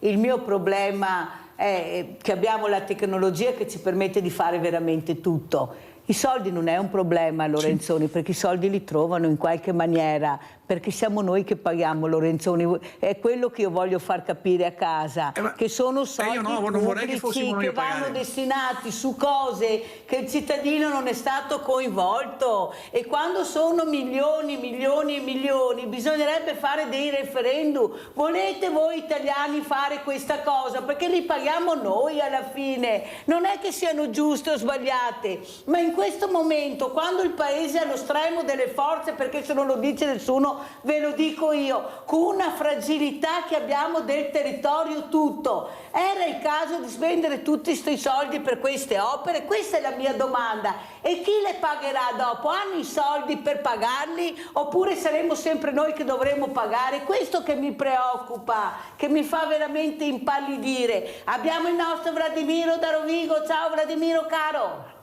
Ciao Mirella, grazie. Due frasi che i tuoi due ospiti mi spinge appunto a telefonata. Ti prima ti ho fatto una domanda al tuo ospite lì in studio, no? La sintetizzo, ma cosa ti è capitato che ti sia arrivato a fare presidente di questa associazione, no? E in effetti è vero, perché capire, cioè riuscire a entrare nei problemi, nella testa delle persone, nelle situazioni reali non è facile, bisogna, come dire, avere una sensibilità, ma bisogna anche vivere le situazioni. Cioè, mi credo che, ma anche se sale nella pubblica amministrazione e se si allontana, il problema vero è che la gente, quelle persone lì, non è che si è disinteressata, o anche non solo, ma proprio non riesce a capire la situazione che si dovrebbe affrontare per aiutare questi volontari, oppure le persone come che lei è il tuo ospite. Cioè, mica sono una persona che non so, ha dentro amministrazione, fatico a capire quello che muove una persona per impegnarsi tutti i giorni così tanto per aiutare queste persone o anche altri tipi di persone. Cioè, bisogna proprio viverla la realtà, non basta essere buoni, bisogna viverla. È per quello che più si allontana dalla realtà reale e più gli amministratori che non si impegnano, forse non è perché non vuole impegnarsi, ma perché non riesce a capire.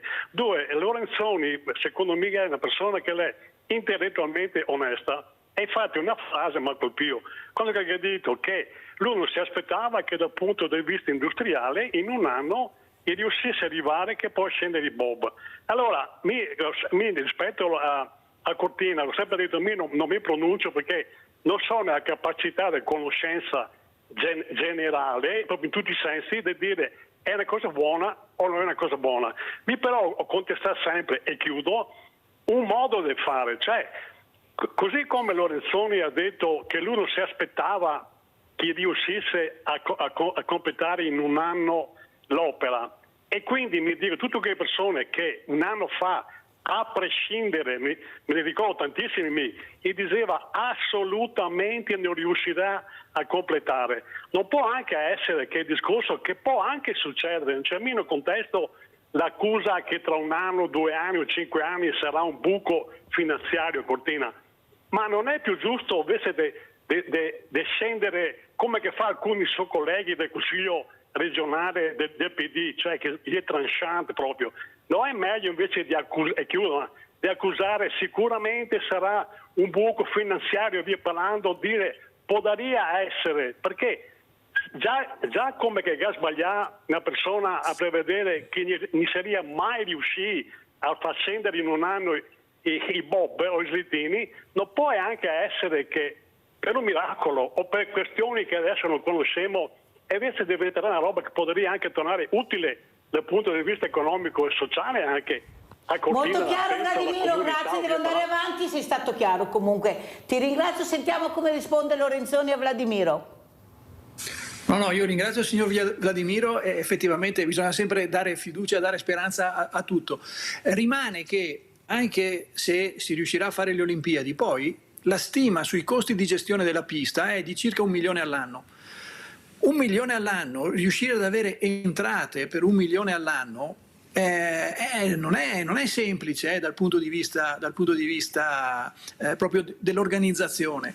Per cui io riprendo un po' la preoccupazione del sindaco di Cortina, che a suo tempo disse sì, va bene, facciamo la pista, ma poi chi è che mi dà una mano qui a gestire poi negli anni a venire? No, perché abbiamo visto la pista Lorenzoni, perché io ho avuto ospite il sindaco di Cortina e ha detto, dopo si è rimangiato tutto, però davanti alle telecamere ha detto non c'è problema, noi abbiamo tanti soldi, non c'è problema, tanto è vero che ho detto sindaco veniamo a abitare tutti a Cortina perché è l'unico sindaco che sento che è pieno di soldi. Si vede che c'era qualche zio che girava con la valigia piena di soldi per Cortina e fortunatamente il sindaco l'ha ricevuto, no, perché poi invece abbiamo sentito che non era proprio così, che sono dei costi che veramente sono incredibili. Prego Lorenzoni. No, Mirella, vengo con lei a vivere a Cortina se il sindaco ci dà una mano, volentieri, cioè è un posto bellissimo e io ci sto. Ecco, non credo che tutti i veneti potranno andare a stare a Cortina perché sennò diventa un po' affollato. No, ecco, ci vuole questa capacità di pensare bene le opere che facciamo, e perché qui ne abbiamo fatti tanti di errori che poi alla fine, appunto, come diceva lei Mirella, paghiamo tutti noi cittadini, e non è giusto. Quindi ecco, utilizzare gli strumenti che abbiamo per valutare con attenzione le opere dal punto di vista economico, ma anche dal punto di vista ambientale, perché in alcuni casi ci sono delle cose. Io voglio ricordare una cosa: il Mose in questo momento a Venezia sta facendo un servizio preziosissimo, ma ci sono voluti 60 anni per fare il Mose. 60 anni è veramente un tempo lunghissimo. Quindi in qualche caso, ecco, la capacità di dare risposte rapide ed efficaci al territorio ci manca. Bene, e dobbiamo Lorenzoni, riconoscerlo e cercare anche di... il problema grande che abbiamo, io lo dico a nome dei Veneti, dopo vorrei sentire anche appunto Alberton. Il problema è che la politica passa, il politico che sbaglia passa. I costi rimangono a noi, Lorenzoni, questo è il grande problema, perché io sì faccio la cattedrale, ho la mia visibilità e ce l'ho tutta, ma dopo quella cattedrale a chi rimane? Chi è che paga i costi? Abbiamo sentito specialmente al sud le opere incompiute che ci sono, non più realizzate, quante ne abbiamo? Ma veramente una cosa incredibile. E allora capisce che la gente a casa che comincia veramente ed ha sempre fatto il conto della serva dice: ma qua non mi torna i conti, ma come con 1500 euro se li ho di stipendio, già una fortuna, vuol dire che ho un stipendio alto, 1500 euro, pensioni da 500-600 euro, una vita carissima che non mi permette più neppure di uscire a mangiare un gelato, perché voi riuscite a vivere con 1200 euro al mese, pagarne 500-600 di affitto o di mutuo, le bollette, ecco, andare al lavoro, fare la spesa, ma di cosa ci stanno raccontando? Però siamo noi che abbiamo sbagliato, che siamo andati sopra le righe, che abbiamo speso più di quello che avevamo. Capite che hanno passato il cerino, Alberton? No, mi allacciavo al discorso che diceva prima Lorenzoni. Ad esempio il fatto delle opere, no? La Pedemontana, io abito in comune di Loria, quindi praticamente la Pedemontana passa dietro casa mia. Da quando ho sentito parlare della Pedemontana io dovevo ancora farmi la casa. Cioè, quindi cos'è? Io l'ho fatta la casa in un anno, ho deciso di fare la casa, avevo un budget di spesa, l'ho fatto. Ok, se la Pedemontana fosse stata fatta nei tempi in cui era stata progettata, probabilmente qui staremmo parlando di qualcos'altro, cioè di un'arteria che magari non lo so, perché era nata così, non era quella che abbiamo sotterranea. No, ma diciamo che indipendentemente dal fatto di come era nata, se fosse stata fatta 30 anni, 25 anni fa, probabilmente i costi non erano quelli che avevamo adesso, e avrebbe probabilmente, però questo non lo potremo mai sapere, magari in questo momento si poteva pensare che la Pedemontana era un fiore all'occhiello di un'opera pubblica. Ma se poi iniziamo a fare una cosa e decidiamo di farla e ci vogliono 20 anni per realizzarla, è chiaro che partiamo da A e poi arriviamo ad un'altra parte, sia a livello di costi sia a livello di utilizzo, perché una cosa che io progetto oggi, se la faccio oggi, la utilizzo, se la progetto oggi fa 30 anni non avrò più magari quell'esigenza che avevo oggi. E sono magari anche, Lorenzoni, i vari piani Pirubì, piccoli, Rumore e Bisaglia, che ci troviamo ancora e non funzionano più e continuiamo con quei piani là. Ma la politica cosa sta facendo? Lorenzoni, lei che se ne intende, ci spiega un po' cosa stanno facendo questi politici tutto il giorno, che vanno su e giù, che non vogliono essere intervistati perché sono sempre molto indaffarati, le commissioni. Lorenzoni, ci spiega un pochino, ecco, lei è anche un professore, cosa sta succedendo in politica? Noi non riusciamo più a capire niente. No, intanto l'analisi di Alberton è giustissima, voglio dire, opere pensate negli anni 90 vengono realizzate adesso e il mondo nel frattempo è cambiato. Questo è verissimo ed è un tema. Penso alla Treviso Mare, che adesso stanno pensando di realizzare questa arteria trasformando una strada che oggi è accessibile a tutti in una strada a pagamento, con la stessa azienda peraltro che ha realizzato la Pedemontana Veneta. Quindi è un sistema che le criticità che ha mostrato sembra non ci aiutino a prendere le decisioni future, e questo è motivo di preoccupazione, è motivo di preoccupazione vera. Quindi sembra che non impariamo dagli errori del passato. Cosa fa la politica, Mirella? Beh, vabbè, io adesso non devo difendere io la classe politica perché sono prestato solo temporaneamente. Ci sono tante cose e ci sono anche tante cose che non vengono fatte senza che in qualche maniera venga chiesto conto di queste cose non fatte. Le faccio un esempio.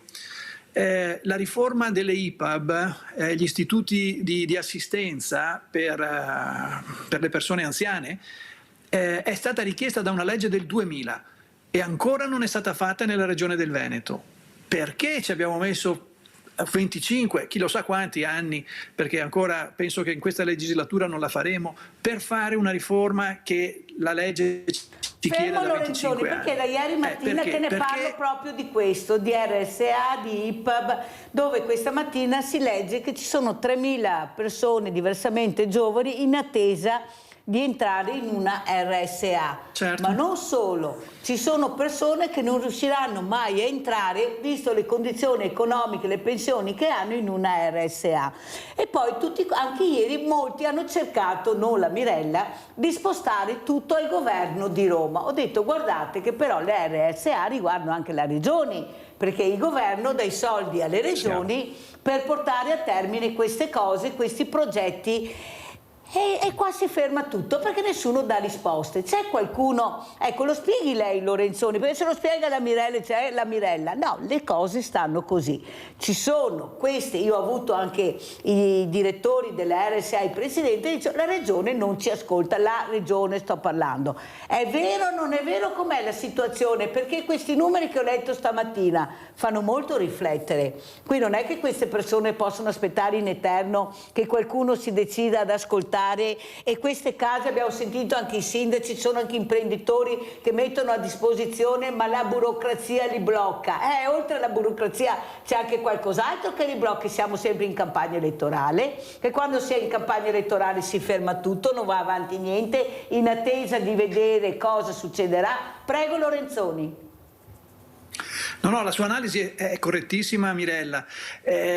Qui è la regione che è responsabile dei servizi al territorio e i servizi delle IPAB sono uno dei servizi importantissimi. La popolazione ha un'età che progressivamente cresce e, come diceva, c'è una lista d'attesa lunghissima e hanno ridotto le indennità per persona, diciamo così, ospitata nelle strutture, aumentando di fatto l'esborso che deve sostenere la famiglia, e questo sta diventando veramente un'emergenza nella nostra regione, perché voglio dire, i costi sono costi fissi nella gestione di una struttura, e se la regione trasferisce solo l'80% di quello che trasferiva prima, quel 20% o lo pagano le famiglie oppure in qualche maniera si apre un buco dal punto di vista finanziario. Questa è una vera e propria emergenza e noi la stiamo denunciando da tempo, ma sembra che la giunta Zaia non sia interessata a dare delle risposte efficaci. Certo, c'è sempre la scusa di dire ma le risorse sono scarse. Ma noi dobbiamo partire dai bisogni, non dalle risorse, e poi trovare il modo di acquisire le risorse. C'è questo tema qui, ma ce n'è un altro che penso ad Alberton sia caro, ed è il tema della neuropsichiatria infantile. C'è una latitanza dei servizi nel campo della neuropsichiatria infantile che è veramente incredibile per una società come la nostra. Cioè ci sono famiglie che sono lasciate sole con problemi nei figli, nei ragazzi, che è incredibile. Ci sono tante storie che possiamo raccontare, ma poi voglio dire, ciascuno poi immagino le abbia vissute.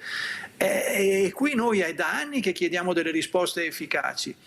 E invece queste parti della popolazione, che sono le parti più fragili, non vengono aiutate, e su questo io credo dovremmo veramente fare una mobilitazione su scala regionale, perché sono dei diritti che non possiamo non riconoscere, a cui non possiamo non dare risposta. Allora, per cui Alberto, penso che l'esperienza di chi vive questi Lorenzoni è molto importante, ma soprattutto Io sto pensando a queste famiglie che hanno creato il dopo di noi per cercare di dare continuità a quelle che sono le esigenze e la sicurezza dei loro figli, dei loro cari. Ecco, questo mondo che si muove in autonomia da solo, cercando aiuti, cercando contributi, cercando di far capire l'importanza di essere vicini alle fragilità. Prego Alberton. Allora io ho fatto un calcolo, concedetemi un calcolo diciamo ipotetico nei confronti di mio figlio. Mio figlio ha 26 anni. Allora qui si parla ad esempio di co-housing, di gestione dopo di noi eccetera, però nessuno ha mai provato a pensare cosa vuol dire dal punto di vista economico una cosa del genere. Allora io ho fatto un calcolo veloce e semplice. Io devo dire, mio figlio lo vorrei capire per poterlo gestire per 30 anni, quindi fra 30 anni lui avrà 56 anni, se è ancora in vita eccetera, sempre che non ci siano intoppi nel percorso della vita. Ho fatto un calcolo, ho detto ci vogliono 500.000 euro oggi investiti. Ok, se diciamo dividiamo questa cifra per i 30 anni sono 1.300 euro al mese, ma sono 1.300 euro che fra 30 anni non avranno lo stesso valore di 1.300 euro di oggi, quindi i 500.000 euro devono essere investiti per poter spostare nell'arco temporale diciamo, la capacità di acquisto, di spesa di questi 1.300 euro ipotetici. Quindi se dividiamo i 500.000 euro per 30 anni sono 1.300 euro, però fra 5 anni, inflazione al 5%, non mi saranno più 1.300, me ne serviranno di più. E quindi questi 500.000 euro devono essere messi in investimento per fare 30 anni, a 1.300 euro al mese. Benissimo. Il nostro carissimo Lorenzon sa benissimo, e lo sappiamo tutti, cosa costa ad esempio un RSA, cioè avere una persona diciamo gestita in un centro eccetera. Quindi per 30 anni con 500.000 euro si potrebbe fare sta cosa. Chi ha 500.000 euro oggi da mettere in investimento per il futuro di mio figlio per 30 anni, non per la vita, per 30 anni? Punto di domanda. Quindi era questa un po' la questione. Quindi mettiamo le cose molto sul pratico, perché è facile dire sì, ma poi ok, ragioniamo che non ci sia niente di niente, però con 1.300 euro credo che sia impossibile gestire un ragazzo come i nostri, diciamo 365 giorni anni con 1.300 euro al mese. Lorenzoni?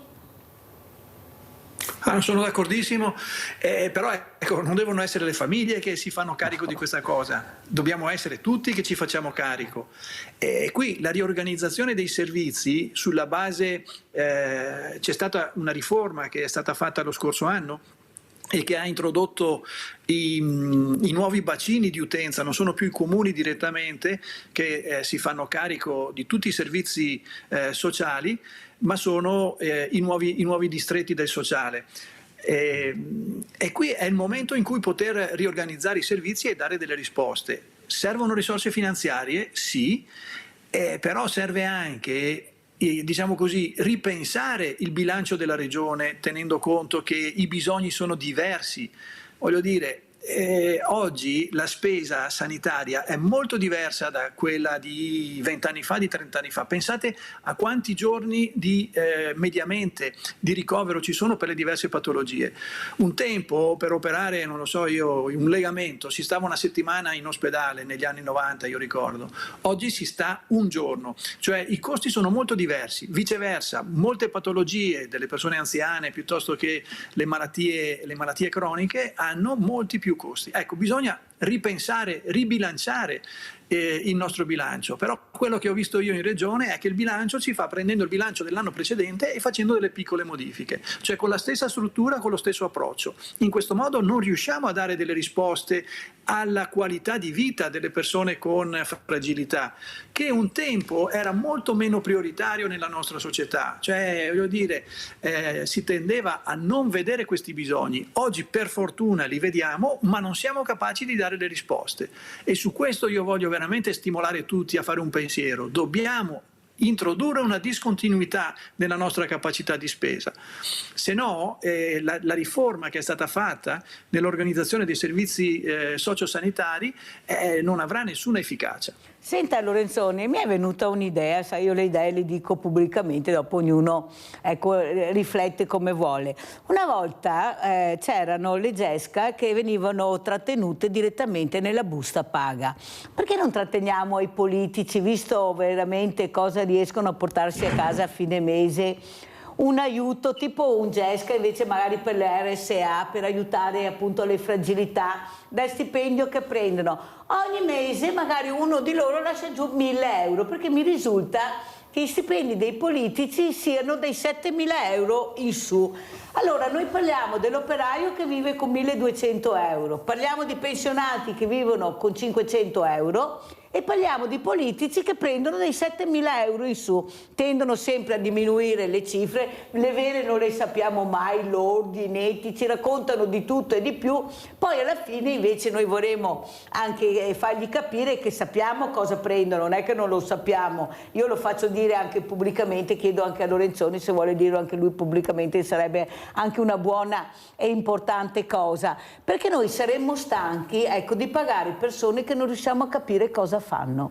Noi non riusciamo a capire certi politici cosa fanno tutto il giorno e tutto. Commissioni, abbiamo questa pretore di persone che girano attorno, ministro, viceministro, segretario, sottosegretario, ma alla fine i nostri problemi non li risolve mai nessuno. Prego Lorenzoni. No, mi faccia spezzare una lancia a favore della classe politica, perché è vero che è complicato, però le posso assicurare che la giornata di chi si prende cura delle cose è piuttosto piena. Tutte le giornate, non c'è sabato, non c'è domenica, non ci sono feste e quindi è un lavoro impegnativo. È ben remunerato? Sì. Come consigliere regionale io devo dire ho una remunerazione che lo posso dire con serenità. Io prendo netti in questo momento 7.000 euro, però devo farmi carico di tutte le spese. Come le vogliamo bene, vero? È l'unico che ha detto netto io prendo 7.000 euro. Guardi Lorenzoni, la ringrazio, sapevo che avrebbe risposto, se no sa che la Mirella, ecco, non ce n'è per nessuno, sapevo che lei avrebbe risposto perché è corretto. La trasparenza ci deve essere. Prego Lorenzoni.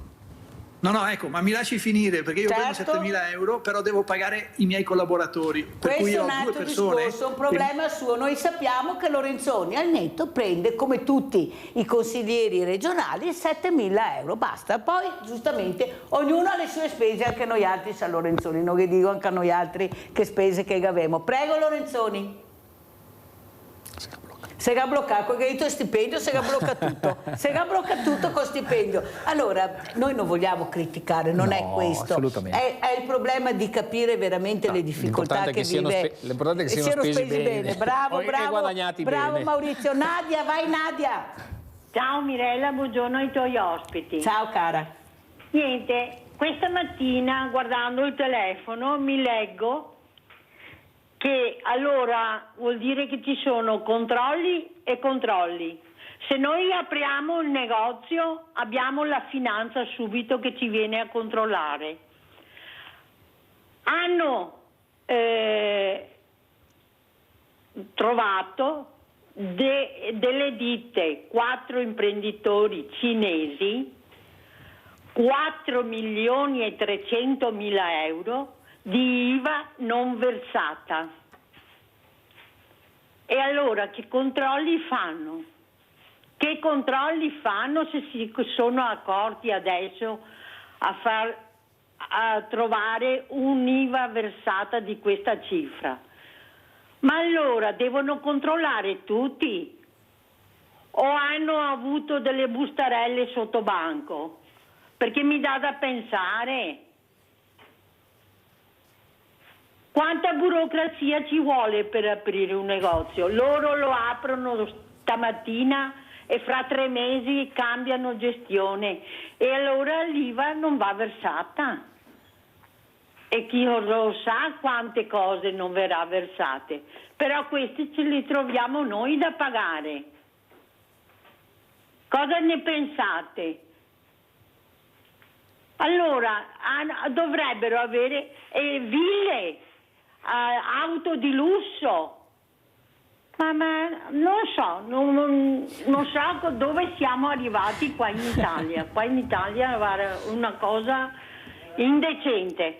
Grazie, arrivederci e buona giornata. Grazie cara Nadia, anche a te un grande abbraccio da tutti noi. Allora Lorenzoni ha capito, vediamo se si è collegato, ecco la domanda che si pone non solo la Nadia, ma abbiamo visto anche Lorenza prima, dice ma come si fa a aprire un'attività? È facile, basta andare alla Camera Commercio, avere la partita IVA che te la danno subito e apri l'attività, anzi puoi anche cambiarla nel giro anche di poco tempo, togli quella partita, ne presenti un'altra e vai che vai bene. Lorenzoni, prego. No, io mi scuso ma non ho sentito la domanda della che hanno preso signora degli che ha chiamato imprenditori cinesi che non pagavano l'IVA con delle spese personali incredibili, una vita lussuosissima, sfido io. Ecco, i controlli dove sono, si chiedeva giustamente la nostra Nadia, ma non solo Nadia, anche Lorenza da Mestre, ma com'è possibile aprire attività così? I nostri chiudi non ce la fanno e aprono continuamente queste attività che cambiano poi in continuazione, basta cambiare la partita IVA, rimani tu ma la partita IVA è diversa. Prego Lorenzoni. No, è giusto, la preoccupazione mi sembra giusta, però ecco, non mi pare che non ci siano controlli, mi pare che ogni settimana vediamo che le forze dell'ordine chiudono attività di questo tipo che infrangono le regole e che sono completamente fuori dalla legalità. È abbastanza, non è abbastanza? Questo io faccio fatica a dirlo, però ecco, vedo la parte che riesce a difendere l'economia di chi lavora correttamente con un'attività veramente molto molto intensa da parte delle forze dell'ordine. Se apriamo i giornali c'è praticamente ogni settimana qualche attività anche spesso con cittadini stranieri che rompeva qualsiasi regola.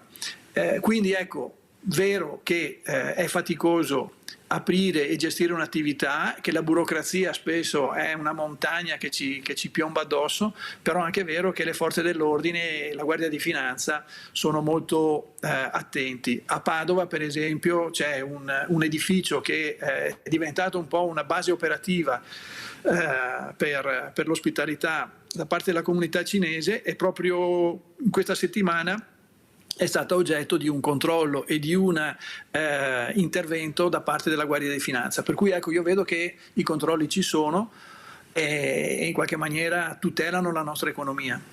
Allora Lorenzoni, siccome il tempo ormai è scaduto, vi ho detto che passava velocemente questa oretta, anche se abbiamo avuto un po' un collegamento altalenante, come ci saluta e che messaggio vuole dare questa mattina a Sveglia Veneti, Lorenzoni? No, io voglio lasciare un messaggio di positività e di forza, perché il suo ospite Alberton ma anche gli ospiti che ha avuto prima e che ho avuto occasione di incrociare nel collegamento ci mostrano che la nostra società è una società che sa dare risposte, che sa organizzarsi, che sa attivare quella sussidiarietà tra l'amministrazione e il privato che dà delle risposte straordinarie. Nel nostro territorio, bisogna dire la verità, ci sono delle realtà nel campo del sociale, nel campo dello sport, nel campo della qualità della vita che rendono la nostra regione un posto bello dove vivere e di questo dobbiamo andare orgogliosi, per cui io voglio ringraziare tutte le persone che si impegnano e dare consapevolezza che questa è la nostra forza, questa è la nostra capacità di stare vicino a tutti e di creare una società che accoglie, che ascolta e che sa dare delle risposte, pur nelle difficoltà. Grazie Arturo Lorenzoni di essere stato con noi. Sentiamo come ci saluta Maurizio Alberton, con quale messaggio? Concordo con il discorso che ha fatto Lorenzoni, scusa, perché effettivamente la nostra zona, soprattutto anche Treviso, Verona, Vicenza e Venezia, a livello diciamo di associazioni siamo veramente al top, perché io ho avuto occasione di confrontarmi con altre regioni in Italia ed essere anche stato in quei posti. Effettivamente qui siamo in un'isola, tra virgolette, felice per certe cose, perché tutte le manifestazioni che ci sono, tutte le cose che si organizzano, il mese di aprile ad esempio, che è il 2 aprile, il giorno della consapevolezza dell'autismo, ci sono vengano,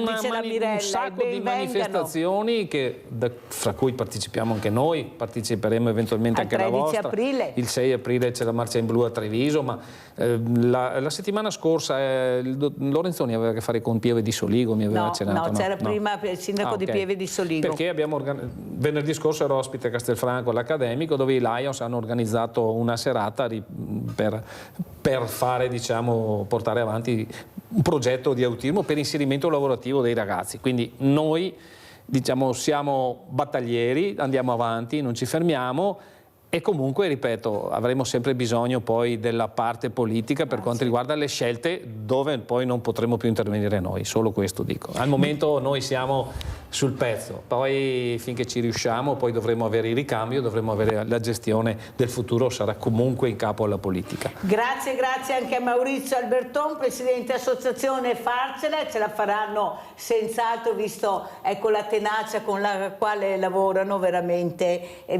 dobbiamo dire grazie veramente a tutte queste associazioni. Grazie ancora ad Arturo Lorenzoni, pubblicità.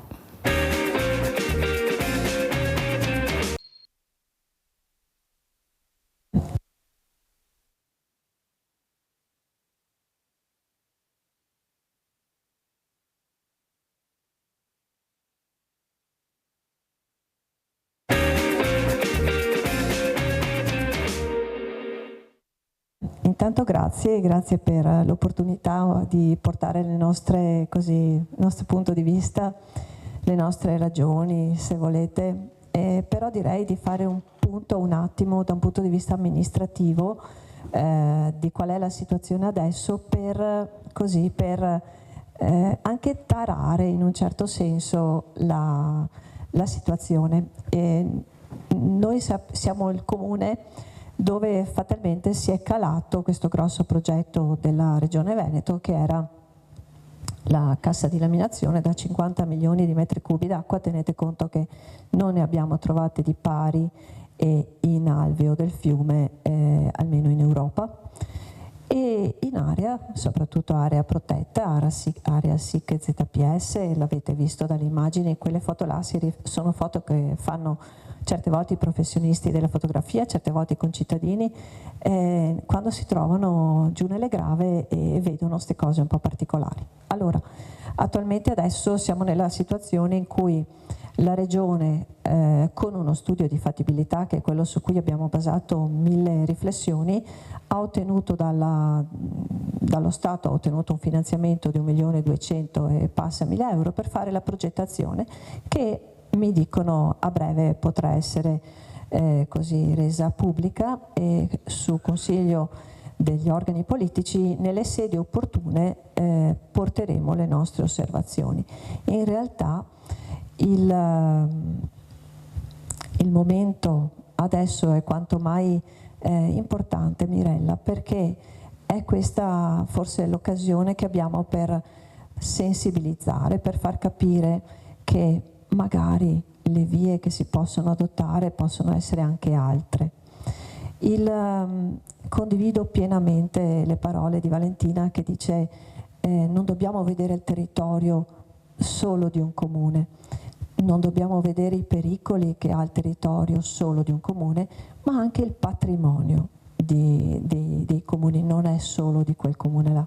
In realtà penso che chiunque possa beneficiare del valore di quell'area, e credo sia... Abbiamo allora, prima di sentire la sindaca Marianella Tormena di Crocetta del Montello, assieme appunto a un altro ospite graditissimo che è il professor Lucio Montecchio, patologo vegetale, poi sentiremo e spiegheremo anche perché questa attenzione all'ambiente. Abbiamo Sandro da Padova. Vai Sandro. Sì, buongiorno. Volevo intervenire solo per dire che poco tempo prima le è stato detto che non è stato detto che c'è un'agevolazione per le merci cinesi. Il nostro amico Prodi ha fatto Porto Franco a Trieste, quindi già le importazioni arrivano non tassate. Se poi ci mettiamo le non cittadinanze dei cinesi, Prodi ha fregato tutti gli italiani e quindi le fabbriche vanno in crisi e poi l'altro si permette di dire che fanno i controlli. Ecco, è stata presa in giro, questo volevo dire. Grazie al nostro Sandro, siamo stati presi in giro, dice Sandro, perché abbiamo tante persone che ascoltano, poi ognuno fa le proprie riflessioni e sentiremo poi anche i nostri ospiti. Allora, Marianella Tormena, abbiamo visto questo servizio che abbiamo fatto assieme per capire l'importanza del territorio, dell'ecosistema, di questa fragilità del territorio. Allora, com'è la situazione ad oggi che abbiamo 28 marzo 2025? C'è stata un'evoluzione da allora. Ha portato bene allora quel convegno. È stato bellissimo, ma bellissimo. L'evoluzione è stata questa. La palla, per semplificare, è stata passata all'autorità di distretto delle Alpi Venete Orientali. Quindi il segretario dell'autorità di distretto, la dottoressa Coleizzi, è stata nominata dal Ministero commissario straordinario per l'esecuzione del progetto delle casse sulle Grave di Ciano. Abbiamo cercato attraverso 1000 vie di vedere se era possibile emendare quel decreto legge che dava questo incarico, non ci siamo riusciti. Devo dire molto correttamente la segretaria dell'autorità di distretto ci ha chiamato e ci ha detto: vorrei parlare con voi, e noi l'abbiamo invitata da noi. Stiamo adesso cercando di creare, adesso c'è anche, come dire, c'è la primavera, è bello anche da vedere quel posto là, e stiamo cercando di formalizzare appunto l'incontro per poter far vedere qual è il posto su cui vorrebbero che si calasse quel grosso progetto. Adesso posso dire è primavera ed è una poesia unica. Abbiamo ettari di orchidee, ci sono, sì. È giusto che lo vedano in questa stagione qua, proprio giusto. Sentiamo anche il professor Montecchio, molto attento all'ambiente, alla natura, questa meravigliosa natura che abbiamo ancora la fortuna di scorgere qualcosa, non so fino a quanto, perché non mi sembra che dall'America vengano dei segnali positivi. Professor Montecchio, non so, bravo Trump, qualcuno dice, poi vedremo cosa succederà, ma soprattutto l'importanza di capire la fragilità, ma nello stesso tempo, come spiegava il sindaco Marianella Tormena, la bellezza del territorio, questa natura che proprio in primavera ti fa esplode, ti fa capire quanta forza ha, queste piantine che fioriscono dopo essere state calpestate, inondate, eppure risorgono come la fenice, e dalle ceneri risorgono. Noi siamo la cenere, loro risorgono nonostante sta cenere. Professor Montecchio, come vede lei la situazione? La vedo fragile quanto il nostro territorio, però no, non è una questione di fragilità attuale, secondo me. Noi, da quando abbiamo cominciato a colonizzare pesantemente la nostra regione, non voglio spingermi all'epoca delle grandi bonifiche, che riguarda soprattutto la zona dove sono nato io, la Bassa Padovana per intenderci, no? Dove abbiamo artificializzato tutto, perché l'alternativa sarebbe una laguna.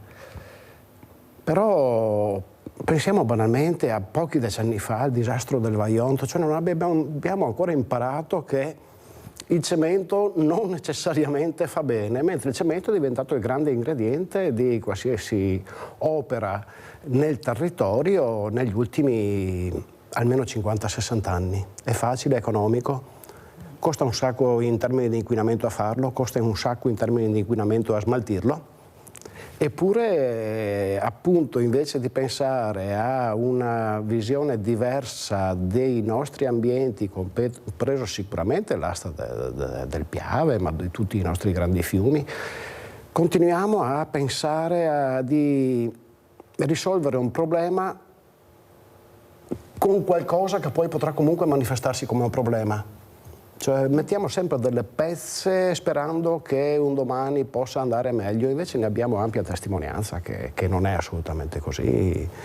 Pavimentiamo i fianchi dei corsi dei fiumi per accelerare la velocità dell'acqua, poi ci troviamo in queste situazioni, soprattutto in un'epoca in cui lo tocchiamo con mano quotidianamente. Se non è da noi, è in Toscana o è in Romagna, c'è il grosso problema della gestione e reggimentazione dell'acqua. E l'acqua va dove vuole lei. Mio nonno diceva l'acqua fa Liveo, questa saggezza popolare. Mio nonno aveva fatto la terza elementare, forse, però l'acqua fa Liveo, cioè questo è il punto, cioè, non riesci a regimarla secondo i tuoi desideri. Bisogna trovare un compromesso fra le esigenze che abbiamo noi, che sicuramente siamo parte del territorio, e tutto il resto del territorio nel quale noi abbiamo scelto di abitare. Vede, professor Monte, lei ha detto una cosa importante. Mio nonno, ecco, se ha fatto la terza elementare, non lo so magari, però era un'erudita. Erano eruditi una volta, non erano colti, ma se sbagliavano eruditi. Pagavano in prima persona, questa è la grande differenza. Però sapevano dove tagliare, dove piantare, come irrigare. E tutto sommato sì, c'erano anche le inondazioni, perché non possiamo dire che la storia non dice questo, però riuscivano a salvaguardare l'ambiente. Adesso siamo nel 2025 e sentiamo, dico sempre che se non ci fosse dovremmo inventarlo, questo grande uomo che abbiamo, Sergio Mattarella, cosa stanno facendo nei cieli con questi satelliti, ne stanno facendo di tutti i colori. Allora non si accontentano più della Terra, ma devono andare nella Luna, devono andare nello spazio, a inquinare anche là, a vedere chi è il più forte. E capisce bene che i ragazzi che stanno ascoltando e vedendo che non sono così stupidi, anzi sono colti e eruditi. Una volta erano solo eruditi, adesso sono colti e anche eruditi molti, e sfattiamo che sono tutti cattivi ragazzi che non hanno voglia di far niente, che non è vero.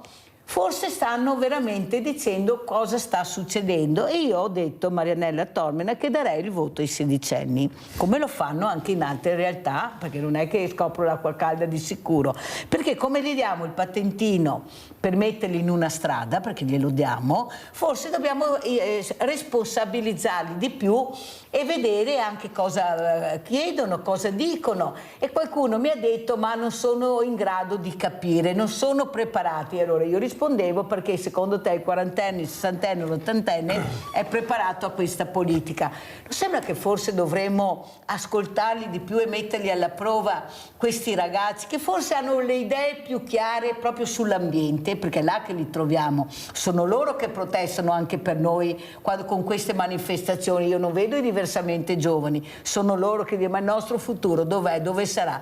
Marianella Tormena.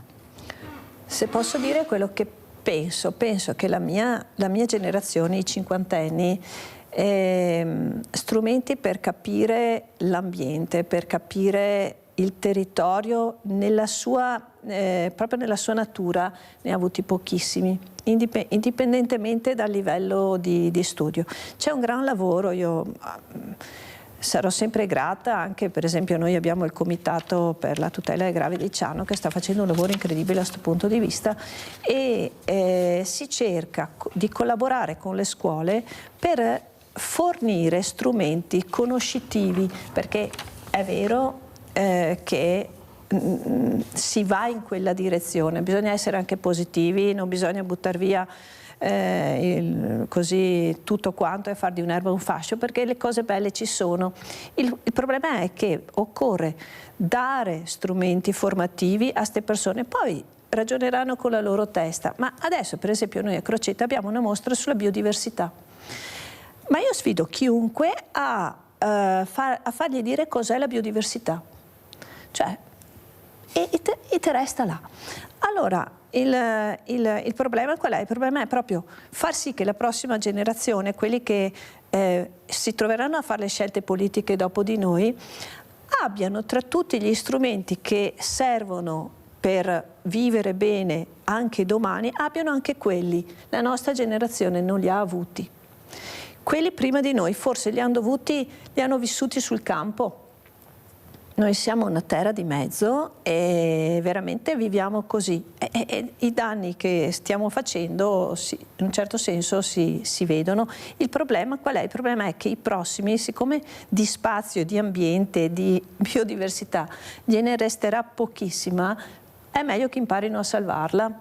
E il lavoro che si fa, ma proprio vedo tantissimo gli insegnanti che sono interessati in questo, è proprio quello di cercare di dargli il semino che poi alcuni di loro continueranno, svilupperanno, altri magari no, faranno tutt'altro, ma ce l'avranno dentro e sarà un parametro di giudizio domani. Bisogna essere un po' positivi e cercare di capirci, di riconoscere i nostri limiti e di provare ad aiutare quelli dopo di noi in un certo senso. Allora, professor Montecchio, tra il bianco e il nero c'è il grigio e sono questi sindaci che stanno cercando anche di riuscire a tirarsi fuori. Però i ragazzi non vogliono il grigio, vogliono i colori, vogliono il giallo, il rosa, il verde, l'arancione, basta vedere come si vestono, i capelli, li guardate questi ragazzi che esplodono di colore. Forse hanno bisogno di questo e la biodiversità fa proprio questo, o sbaglio, professor Montecchio? E cos'è la biodiversità, Montecchio? Lei, professore, come vede questi ragazzi? Prego. Ma io li vedo benissimo, cioè io non sono qui a sperare che possano cambiare, io ho certezza che cambieranno, però ho un'opinione leggermente diversa da quella del sindaco, lei mi perdonerà. Io a questi nostri ragazzi non darei un solo seme perché imparino quello che noi vogliamo che imparino, io gli darei una manciata di semi diversi e lì sicuramente si svilupperà una biodiversità, chiamiamola così, perché mi ha invitato a nozze su questo argomento culturale. Che bello, sono d'accordo. Una manciata di semi, ma tutti d'accordo, se ci pensiamo la manciata di semi l'abbiamo anche avuta noi, io credo di essere il più vecchio fra i presenti perché ho 62 anni e io quando ero giovane ce l'ho avuta la manciata di semi. È che non avevamo strumenti culturali, anche linguistici. Io ho imparato l'italiano alle scuole elementari, per intenderci, l'inglese molto più tardi e per necessità professionale. Adesso i ragazzi hanno strumenti incredibili e sono felicissimo che loro usino i social, perché loro sanno usarli. Noi critichiamo i social perché non abbiamo capito come si fa a usare questa macchina nuova, ma loro hanno una confidenza incredibile, quindi con grande velocità a dargli fiducia. Ma purtroppo mi spiace dirlo, ma già lo cantava Bob Dylan nel 1964, quindi non è cambiato nulla negli ultimi 61 anni.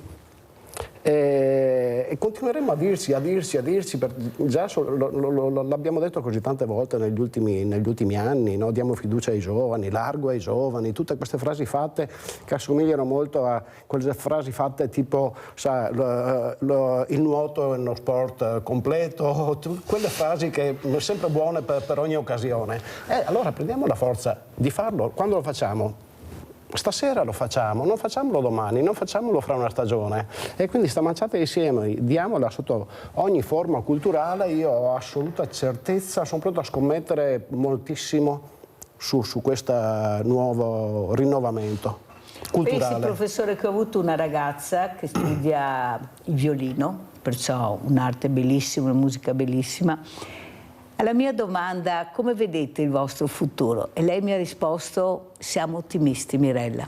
Prima o poi ce la faremo, piano piano, con grande fatica, ma riusciremo ad avere noi il futuro in mano. È stata una cosa bellissima, professore, come dice lei, sentire questa ragazza con un pessimismo enorme, sentire invece che loro hanno voglia di ottimismo, sono sicuri che ce la faranno, nonostante anche tanti paletti che troveranno, ma sono sicuri di questo, perché sono brave persone. Dovremmo essere i primi a creare la situazione in cui quei paletti siano così bassi da essere scavalcati, no? Io ho molto ben presente, ne ho anche scritto, di un giorno in cui mia madre, ancora più di 20 anni fa, in occasione delle elezioni, mi ha chiamato in disparte e mi ha detto: senti, cosa preferisci che io voti?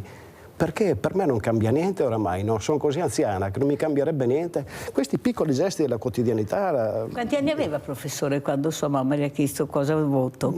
Circa 40 anni. Ah, era già avanti, pensavo dicesse magari 16 o 17, mi sarei fregata le mani. Marianella Tormena, lei come vede questo voto giovanile, ecco, che può cambiare anche le sorti della politica? Può cambiare tante sorti, forse è proprio la paura, ecco, ti do il patentino ma il voto no. E fino adesso andavamo a votare il Senato a 25 anni, mi sembra, pensate voi, robe folli, perché la paura, perché sanno che in quel momento abbiamo noi il coltello dalla parte del manico, posso averlo questi giovani, forse se ascoltassero la Mirella dovrebbero fidarsi di più, starebbero meglio anche loro. Sindaco, prego. Ciao, credo che la politica dovrebbe parlargli di più, nel senso che se guardiamo le liste elettorali dopo le votazioni, ma tutte, sono proprio quelli che non vanno a votare. La frequenza al voto è, io non ho dati perché ne parliamo adesso così, quindi non ho un numero, ma per il sentore che ho io di votazione in votazione è proprio quello che sono i giovani che non vanno a votare, che vuol dire che sono convinti che quello strumento là non gli è utile. Invece probabilmente se succedesse, per dire come dici tu,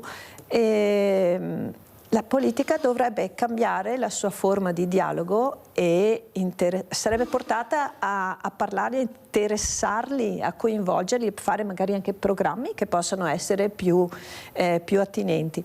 Potrebbe portare bene, però bisogna che devono avere anche loro la capacità di discernere, cioè devono essere tutti che crescono. Adesso un sedicenne che sa che non va a votare non gliene frega niente e quindi vive in una maniera, poi potrebbe vivere in una maniera diversa.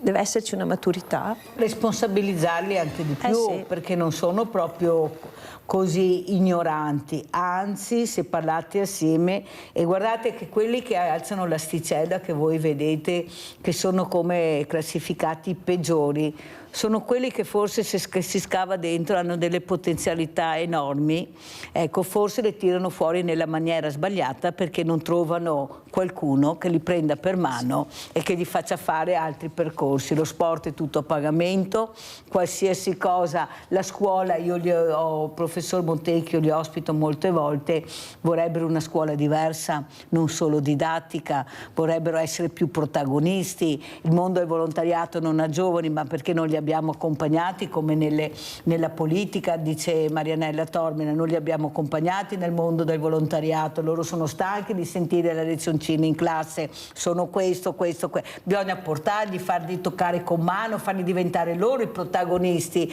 Prego, professor Montecchio. No, sono pienamente d'accordo e stavo riflettendo, nonostante la stessi ascoltando chiaramente, stavo anche riflettendo su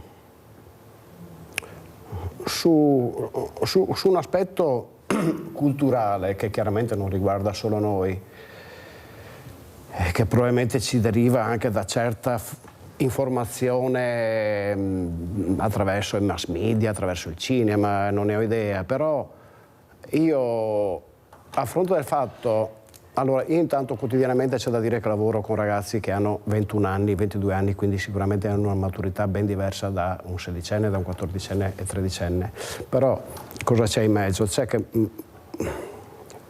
nel nostro territorio, ma non solo, chiaramente, non vorrei essere malinteso, viviamo ancora con quella unità di misura tipica degli anni 60 che è Ischei.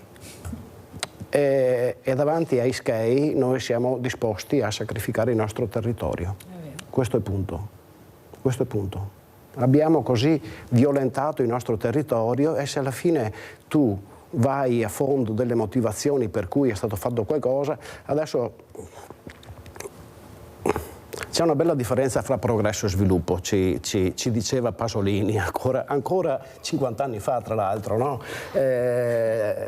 Zanzotto parlava di progresso scorsoio, cioè fin dove vogliamo arrivare? Siamo davvero sicuri che queste casse risolveranno? stiamo già pensando che il Mose fra qualche anno sarà del tutto inutile perché non è sufficiente, per intenderci, no? Siamo sicuri che le piante di vino che hanno sostituito i frutteti, ieri professore sono passata su un'area che era meravigliosa, c'erano i meli, le pere, via tutto vino. Siamo sicuri che il vino ci farà arrivare lontano? Siamo sicuri o mangeremo solo vino, con le foglie le faremo ai ferri perché avremo sempre quello e solo quello? Abbiamo Paola da Padova, vai Paola. Pronto? Prego Paola. Paola? Pronto? Sì, ti sento Paola, ti sento. Non si sente. Pronto? Paola? Sì, ciao Mirella. Ecco qua, Temevo prego. che non si sentisse. Buongiorno ai tuoi ospiti. Prego. Benissimo, Paola. Grazie mille. Allora, qua a Padova in 7 anni sono stati tagliati 15.000 alberi. Non che negli anni precedenti non che fosse stata questa moria, però in questi anni è stata una cosa mostruosa. Ultimamente è diventata una zona industriale, l'ex bellissima città di Padova che aveva tanto verde, sempre per questo tram. Naturalmente per il cemento si arriverà 3 minuti prima, però c'è la distruzione di una città e di conseguenza la salute. L'abbiamo votato questo sindaco Giordani, ma non aveva detto questo, quindi anche il voto è molto relativo, perché dopo te cambia le carte in tavola. Perché l'ambiente, 2 minuti fa la notizia di un terremoto mostruoso nel sud asiatico, magnitudo 7,7, città distrutte, Bangkok, eccetera, eccetera. Quando l'altro giorno parlavamo di allevamenti intensivi, che c'era una dottoressa veterinaria che ha detto tutto bene madame la marchesa, ma sì per una bistecca 200 litri di acqua, ma sono acqua piovana perché l'acqua da dove viene? E la distruzione dell'Amazzonia, cioè a proposito di allevamenti intensivi, per cosa è distrutta l'Amazzonia? Per far posto alla coltivazione di soia per dare da mangiare agli animali allevamenti intensivi. E l'antibiotico resistenza, che è un grandissimo problema, è vero che ha detto che cioè questo medico, lui è la scienza e gli altri esiste l'ignoranza, ma questo problema dell'antibiotico resistenza non dice Paola che è una pora cretina, fra virgolette, lo dice per esempio Matteo Bassetti, 30.000 morti all'anno per l'antibiotico resistenza. E perché c'è questa antibiotico resistenza? Perché gli animali, siccome non vedono mai né luce né aria, sono sempre ammalati e non possono sopravvivere se non vengono imbottiti di antibiotici. Cioè, lo stesso vale per i polli che sono lì su ste gabbie. Quindi il problema dell'ambiente e il problema anche del voto, sì, ma se dopo ti cambia le carte in tower, ci vuole veramente un salto di coscienza e di umanità. Grazie Paola, devo correre perché fra poco devo chiudere, se no non riescono anche a rispondere anche a te. Allora professor Montecchio, come commenta la telefonata di Paola, prego. Molto varia come tematiche, questa telefonata meriterebbe forse più di una trasmissione addirittura. La commento dicendo che noi stessi siamo un allevamento intensivo, questo è il problema. Questo è il problema, con tutti i limiti di un allevamento intensivo. Noi abbiamo scelto di essere allevamento intensivo quando abbiamo cominciato a fare i primi grattacieli, a vivere sovrapposti l'uno sopra l'altro, e tutto il resto ne discende. Io concordo assolutamente con la signora Paola, ci mancherebbe, però vicino a casa mia, senza andare molto lontano, hanno sostituito un semplice classico incrocio di quelli storici con una enorme rotatoria, con una strada d'accesso a un enorme parcheggio per un fast food davanti al quale io abitualmente, essendo in campagna, vedo non più di 4 o 5 macchine al giorno. Cioè, sono così tanti i problemi legati alla percezione del territorio e al fatto che noi possiamo scegliere e decidere, per cui dovremmo fermarci, fare un fermo pesca, l'equivalente di un fermo pesca. Decidiamo che non si fa più nulla che sia indispensabile, e indispensabile significa gli ospedali, le scuole, le case di riposo, queste cose, le scuole, i teatri, le biblioteche. e chiaramente quelli sono indispensabili, ma poi se mi fate aspettare 2 minuti in più a semaforo rosso non mi cambia la vita, invece noi siamo sempre lì a esigere di essere i protagonisti perché abbiamo bisogno della strada ad alto scorrimento, perché abbiamo la macchina che è fatta per fare i 180 all'ora, quindi fare i 60 non ci basta più.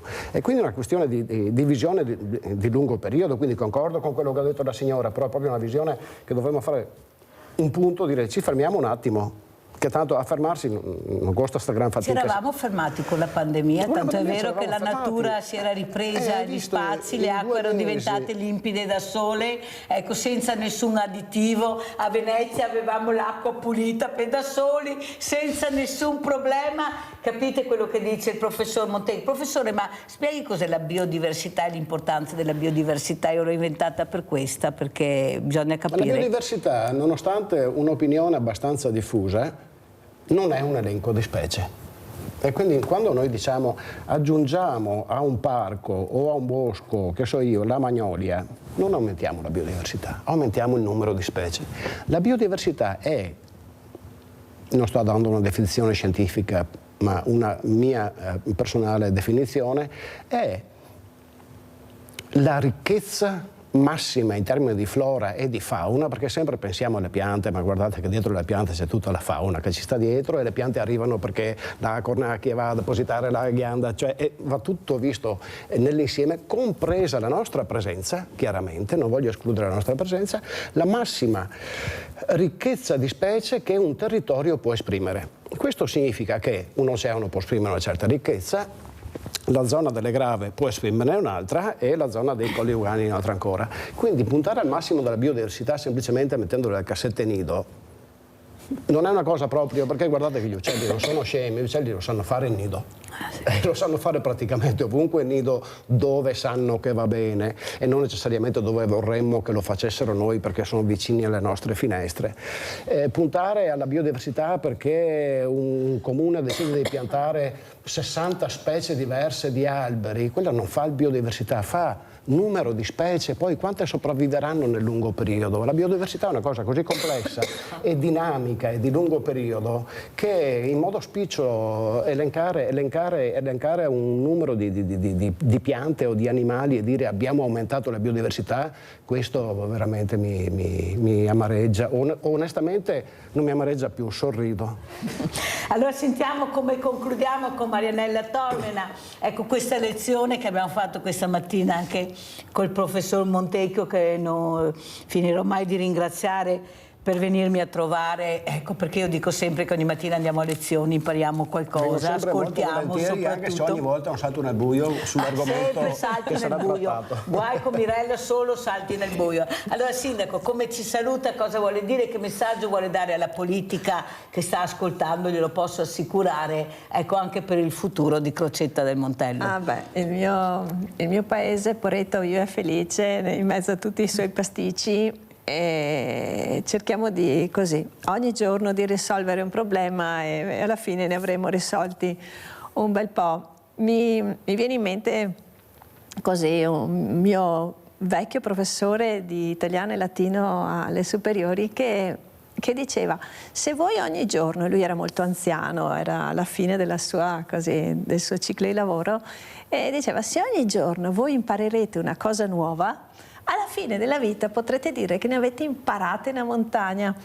E mi porto sempre dentro sta cosa, e anche stamattina, senza saperlo, ho modo di imparare.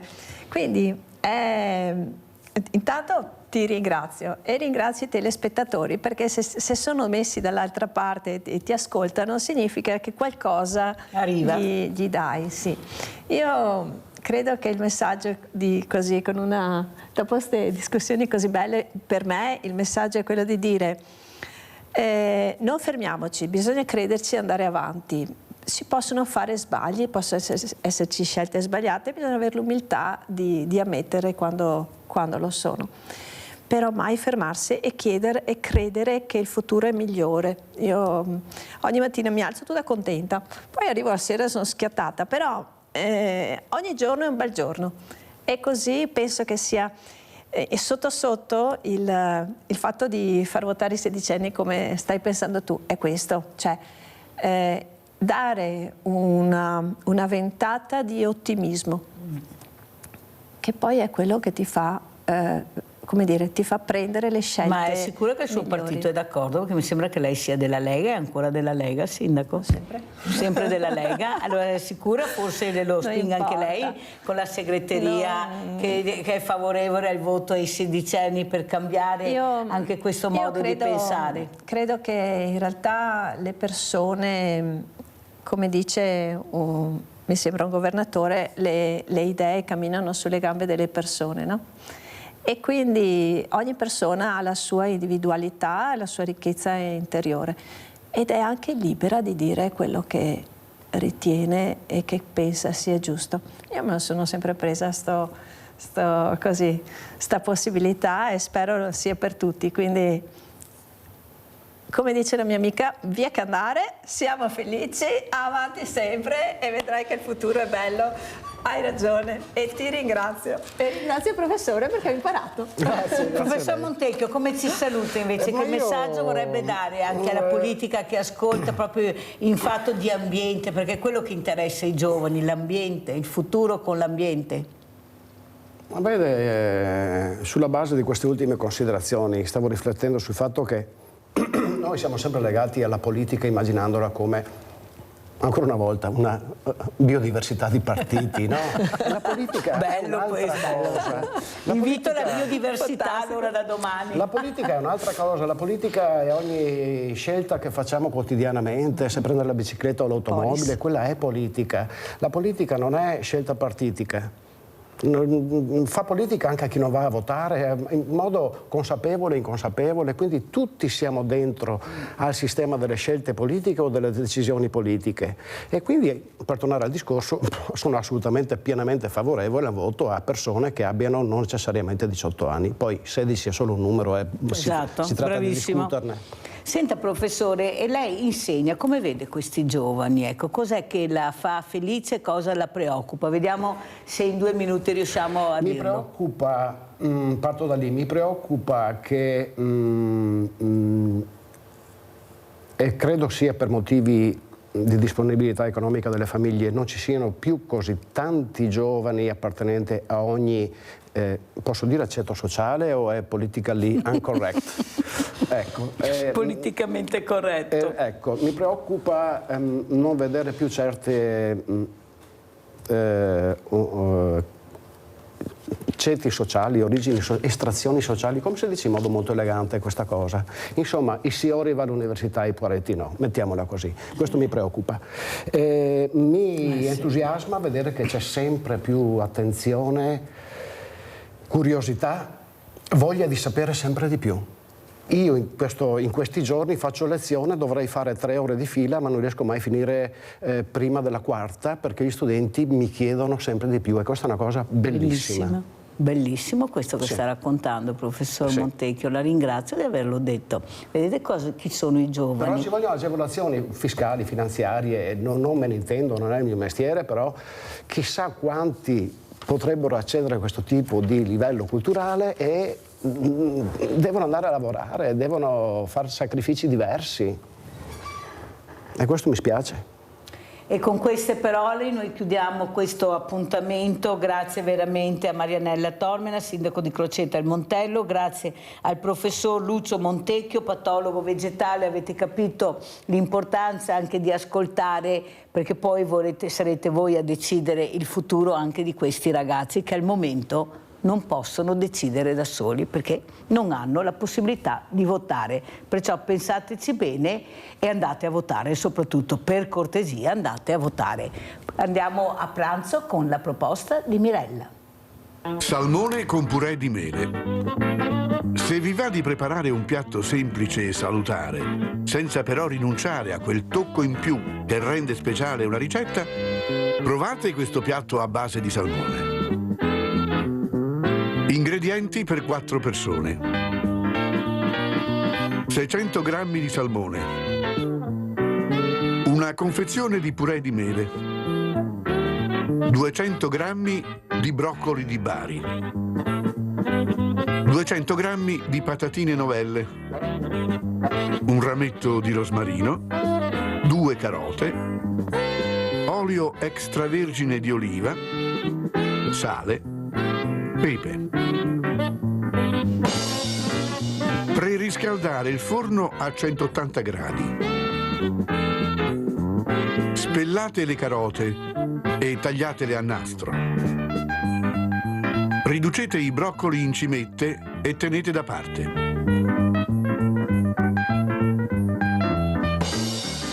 Salate leggermente il salmone. Disponetelo in una pirofila.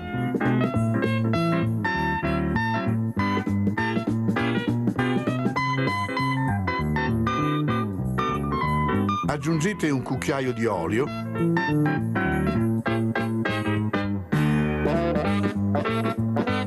Il rosmarino. Le patatine.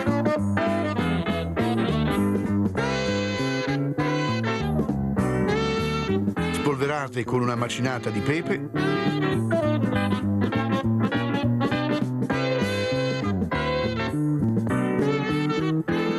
E chiudete bene con la carta da forno. Mettete la pirofila in forno per 10-15 minuti. Nel frattempo scottate le carote in acqua salata.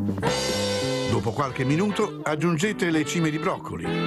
Scolate e tenete le verdure in caldo. Disponete il salmone sui piatti con la purè di mele, le patatine e le verdure.